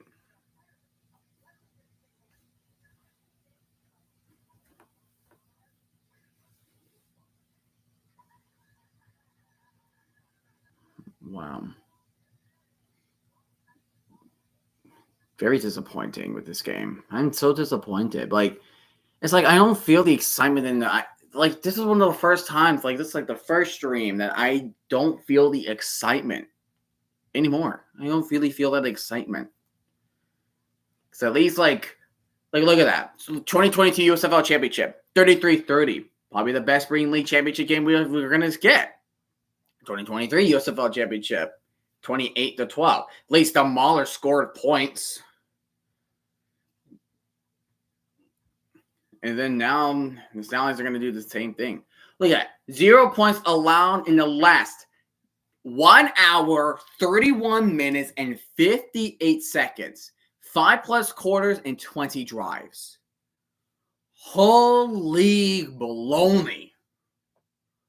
Holy baloney is awful.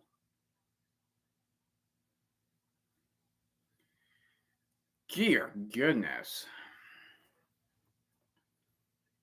2nd and 4 with 2 minutes. It's not even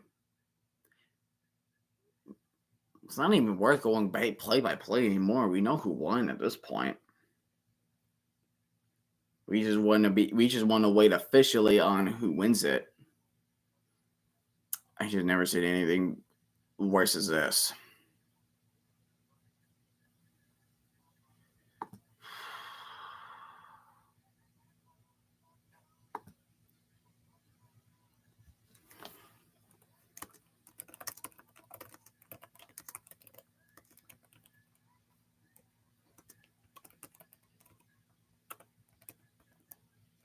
And he got a first down. Yeah, that'll GG's.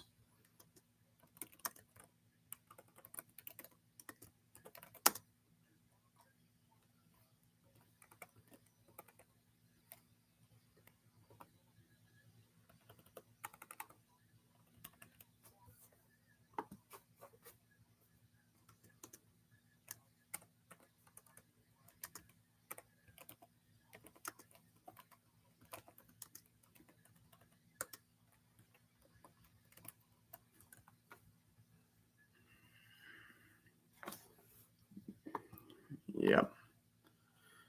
I never felt this much disappointed as the Super Bowl 53.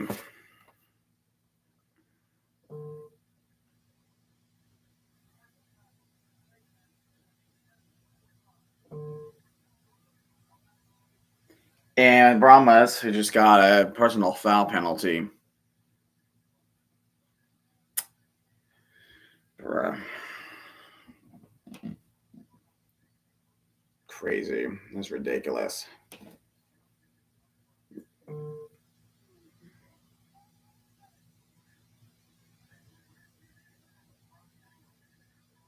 I'm going to give him the.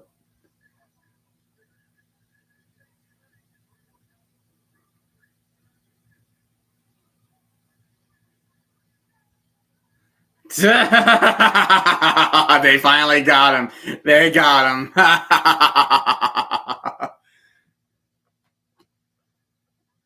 Wow. You know what? Congratulations, Birmingham, to be the first professional football team since the Edmonton Eskimos at the Canadian Football League to go for a 3P. Congratulations, guys. Congratulations. Give one final snap, it will be done. And officially, the Stallions are your 2024 champ.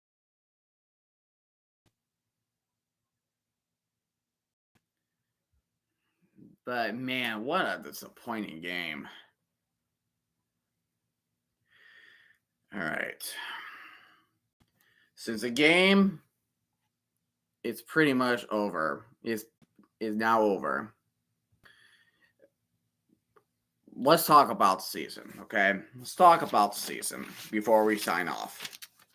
I would say for this season, the UFL was a good season. I would say it was a good season. It was a good idea to merge the UFL and the United States Football League and the XFL merged together, because while the USFL was more into a hub-like stadium format, and it was trying to help them save money, the XFL completed its first season, but they reportedly lost money of like $60 million that year.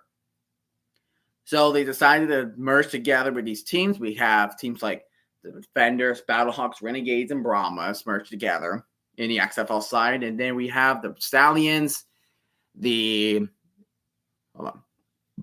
Stallions, the Showboats, the Panthers. We were a bit conflicted.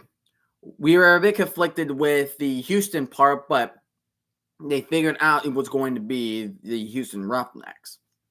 It was some nice football play. Like, there was some Birmingham first shutout in the UFL this season. Yeah. Oh, yeah. Dude, crud. I just realized there's never been a shutout in UFL this season. So this is the first time ever that we have a UFL shutout. I have just realized that. Oh, my goodness. But, wow. It was, like, I mean, the regular season was entertaining to watch. I thought weeks 2, 3, and weeks 10 were entertaining. And then you're also going to have weeks like week 5 where there's going to be like no close games. There's going to be like blowouts.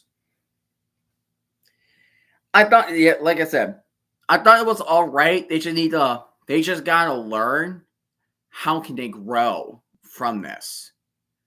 And one of the big issues I have with the UFL this season, I would say, and you can comment down if whatever issue you think you have with the UFL. But one of my biggest issues, I think it's the attendance. Like, I think the attendance was one of the big issues that the UFL has to go through. Like, while the XFL has averaged at least 10,000 per game, with around 10,000 per game of the Defenders, Battlehawks, especially Battlehawks, the Brahmas, and the Renegades, the USFL didn't even crack. Besides the Stallions, of course, because they're average 10,000. But other than that, the Panthers, the Showboats, and the Roughnecks couldn't even crack around 10,000 a game. And what time, like the Showboats at one point barely cracked 5,000 in their stadium. Lex is calling me. Sup? How's it going? Buddy. What's up? I'll say this. Say what? Stallions are your kings. Yeah. I think no matter how much doubt everyone kept giving us, we came back strong here. Yeah, I do agree with that. I'm just trying to get my thoughts about of the UFL season right now. I'm just trying to go over like what was my big problems with the UFL, and I think one of my big problems that they faced was attendance. Yeah. What did you think? Like, what did you think? What was one of the bigger problems that the UFL had?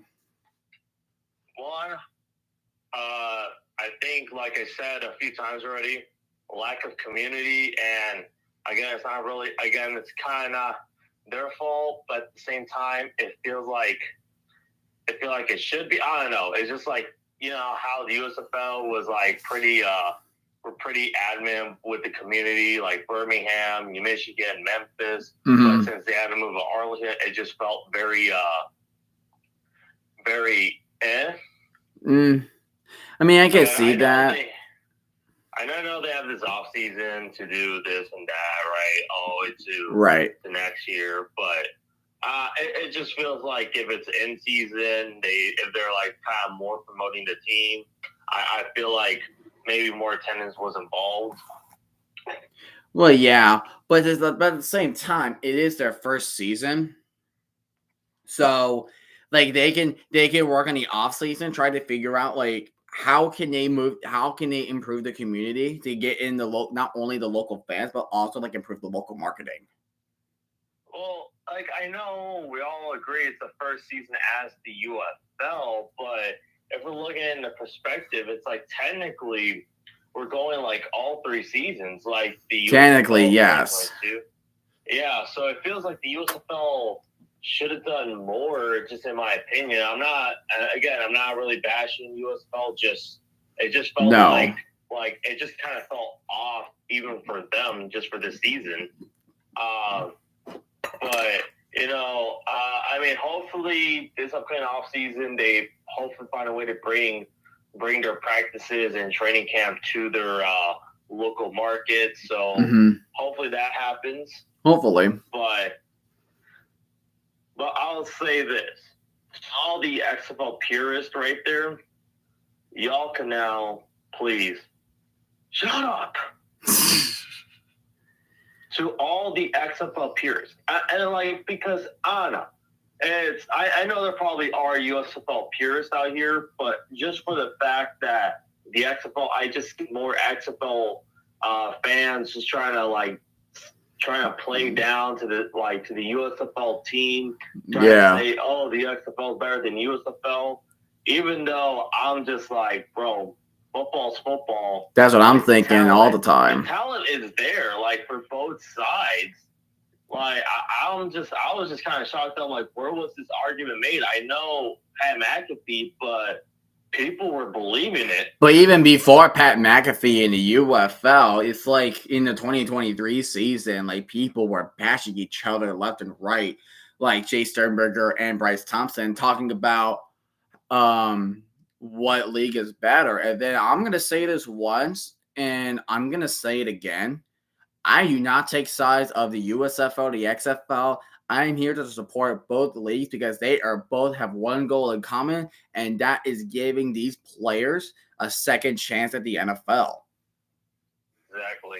That's what I'm always here. And if you're going to biff and basher one another, then what good is that going to do? Like, for me, it's just like my problem with it is just like the only reason why I have to kind of like defend the USFL more is just hearing it's just more the XFL side of things, even though I'm just like, dude, both sides have a one common goal. I think the worst one of the other problems we're facing is kind of just the fans of the NFL, which I mean more specifically like that, the ones that say we don't care about the league, why should we even bother? Yeah. I like, in my head, I'm like, you're wondering, it's like, bro, it's a football game. Why are you being this negative towards like players getting an opportunity? Like these players still have roughly more talent than any of us combined as the average Joe. Like, we're watching it, we're like they still have talent better than us. They like, if you're telling me that you can go ahead and take down Jay Sternberger, be my guest. Or take a sack against Carlos Davis, Malik Fisher, be my guest. All right, go ahead, prove us otherwise. Yeah. But otherwise, just sit down, watch some football, make some jokes here and there, and everything will be fine. Yeah. I feel like sometimes I do like they're just presenting the trophies, and it looks like Tom Brady's holding the MVP trophy too. It looks nice, like a star. I like that. Ooh, but also, I feel like sometimes like these people just say that thing just for clout. And like, if you're saying this for clout, it's like, whatever, we ignore them. But if they actually seriously think about this, it's like, oh my goodness, dude.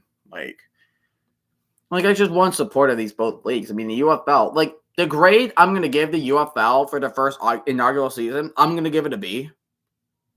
Oh, same here. I'm going to give it a B. I mean, like, there were some, for the most part, there were some very good ups. Like, some, I guess I'll say there's more positives than negatives going in. Yeah. after this season. So hopefully, it sounds like 2025 is definitely going to happen. So I mean, heck, they're announcing UFL on Friday nights. I mean, why the heck not? Yeah, but but even then, how with last off season with the merger and everything, we thought we were going to have Cannon, but then it didn't happen. Right, and we're gonna deal with the same thing with like Canton, Nashville. If there's other teams going to be coming in, are we gonna have a situation like the in the USFL 2023, the Memphis Showboats replaced the Tampa Bay Bandits? Like, what are we gonna get? So this is going to be a very interesting offseason. It will be an interesting offseason. It's not going to be we are going to see how every team is going to, how they're going to improve this upcoming off season, but it's mainly going to be more of the personnel. It's going to be more the higher ups. Let's see how it goes. What is Dwayne Johnson going to do? What is Moose or Daryl Johnson going to? What is the overall move for this league? How can you make this league make it bigger? How do you increase the attendance? How do you get more people be invested in their local markets? Or is there markets that we haven't even given a shot? Because I was looking at Luke Miller or say the Stallions posted that Fresno was one of California's top markets. Yeah, that's what I heard. Oklahoma City too. Like Oklahoma, too. Like you could bring back the USFL's Oklahoma Outlaws. Tulsa, I guess Tulsa was Tulsa was the top market apparently. Yeah, it's like one of the top markets. Yeah. I mean, I'm not surprised with Oakland. I think they can if they put in OKC, I would not be surprised. People of Tulsa would drive down there to OKC to watch their game. I would not be surprised. No, I would not be surprised either. But it's just we just had to wait. I'm gonna rant about what happened in the UFL championship. Yeah, I'm just so disappointed. Like I never seen a professional football game that ends up in a shutout. This was the first time I've ever seen a football game in the championship game that ended in a shutout. Hell, the freaking Super Bowl never ended in a shutout. Like Super Bowl 53, the Rams had 3 points, but the Patriots had 13. Yes, the Stallions did score 25 points, but it was only one team. It's like the Brahmas didn't even bother wanting to compete at all. I've never seen a title contender performing this badly in such a long time. I thought, you may think what about the Defenders? The Defenders were bad. They lost to a 4-6 team. At least that game was actually competitive.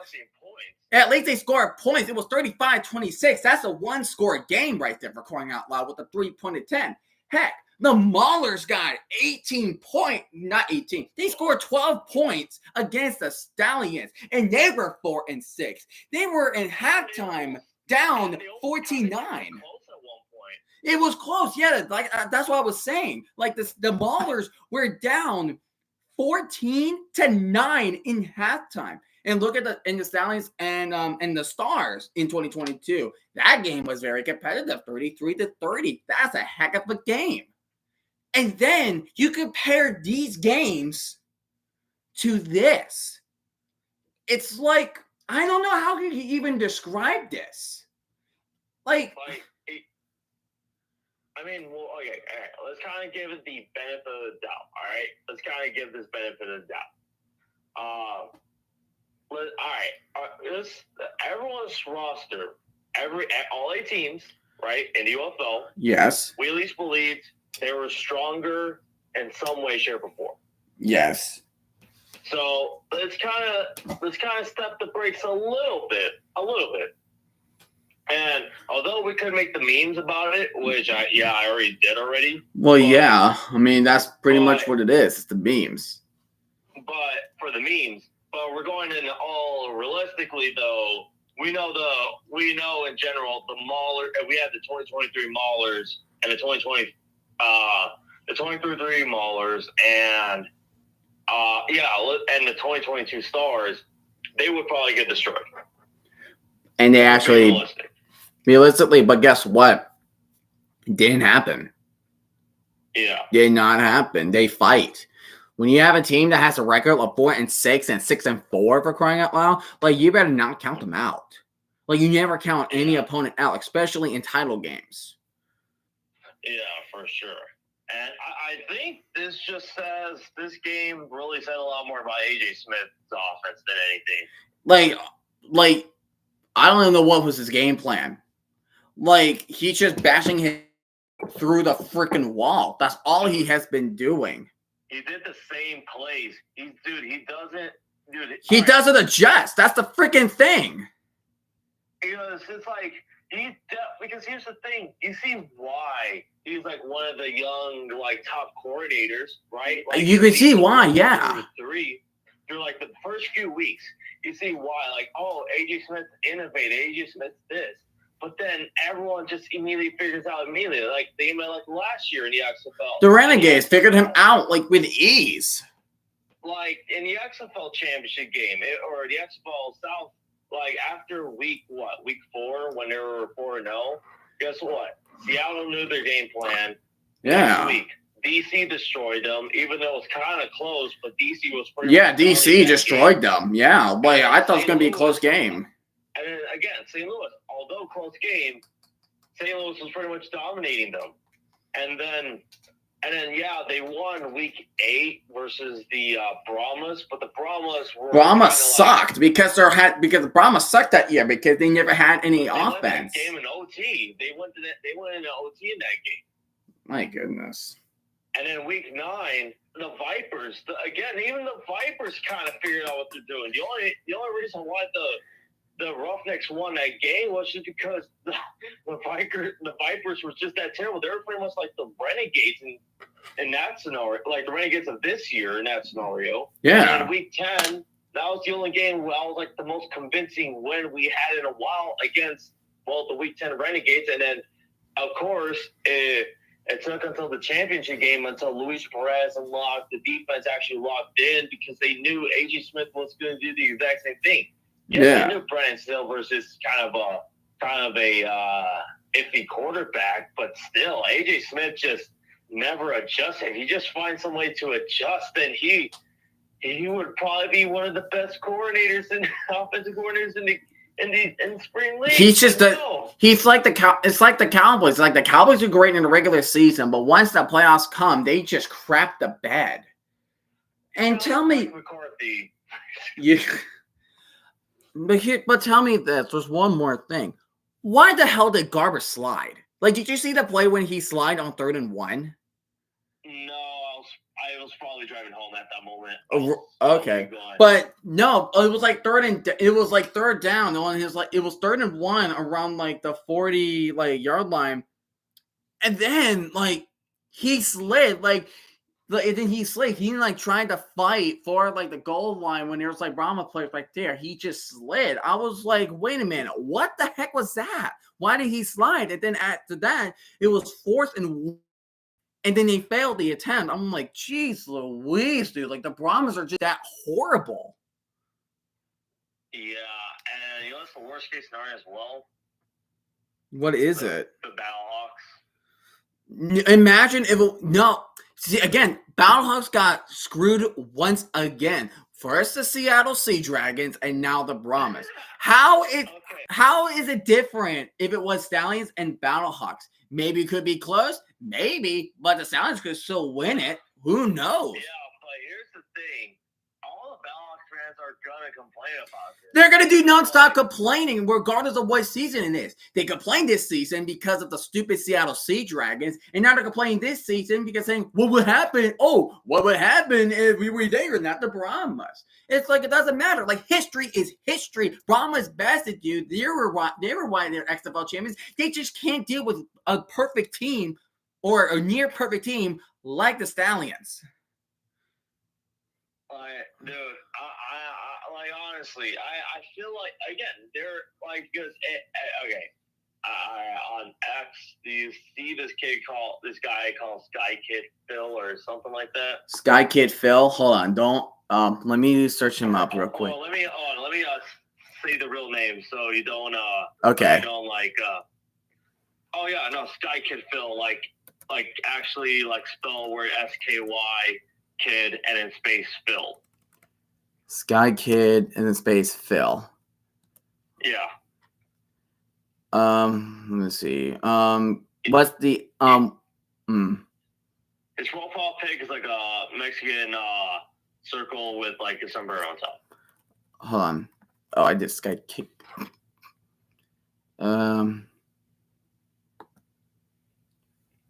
Oh, is that like that emoji? Okay.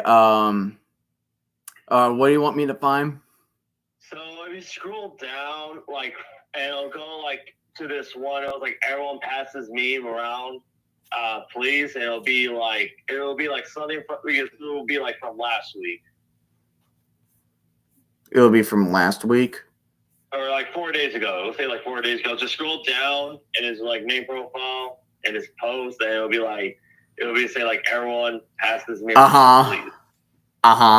I see it. Yeah.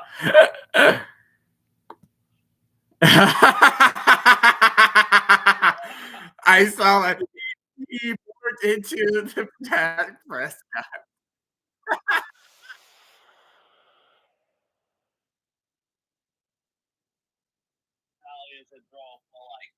Every dude within 20 months, some of the fans just kind of went far. At least one guy. Oh my goodness. I mean, yeah. One guy said, "This is the lamest thing I've ever seen." Yeah. So that will do it for the UFL. So I definitely not going to be streaming for a long time because the only times I'll be streaming will be football games. I'm gonna try not only stream like NFL games. I'm also gonna try and stream college football games as well. So we have a long time until we hit September. I might do a post UFL. I might not. It depends. But I am thinking about probably doing a few hockey streams since the Firebirds are in the finals. Ooh. They're in the finals against the same team from last year. So I might just catch a couple of games and I might stream it. If it goes to Game 7, I might guarantee a stream. Okay, that sounds amazing. But we'll see how it goes. You know, right now the Game 1 or Game 2 ended. The Bears won, so the series tied 1-1. Mm-hmm. So there will be at least a Game 5. So all right, we'll see what happens. But otherwise, you know, this is again UFL season, not bad, but could have been better. Could have been probably better at the end. Could have been better at the end. Otherwise, hopefully 2025 will be fun. I think they're pretty much, it sounds like a guaranteed, but we'll see what happens from now till whenever the season begins. Yep.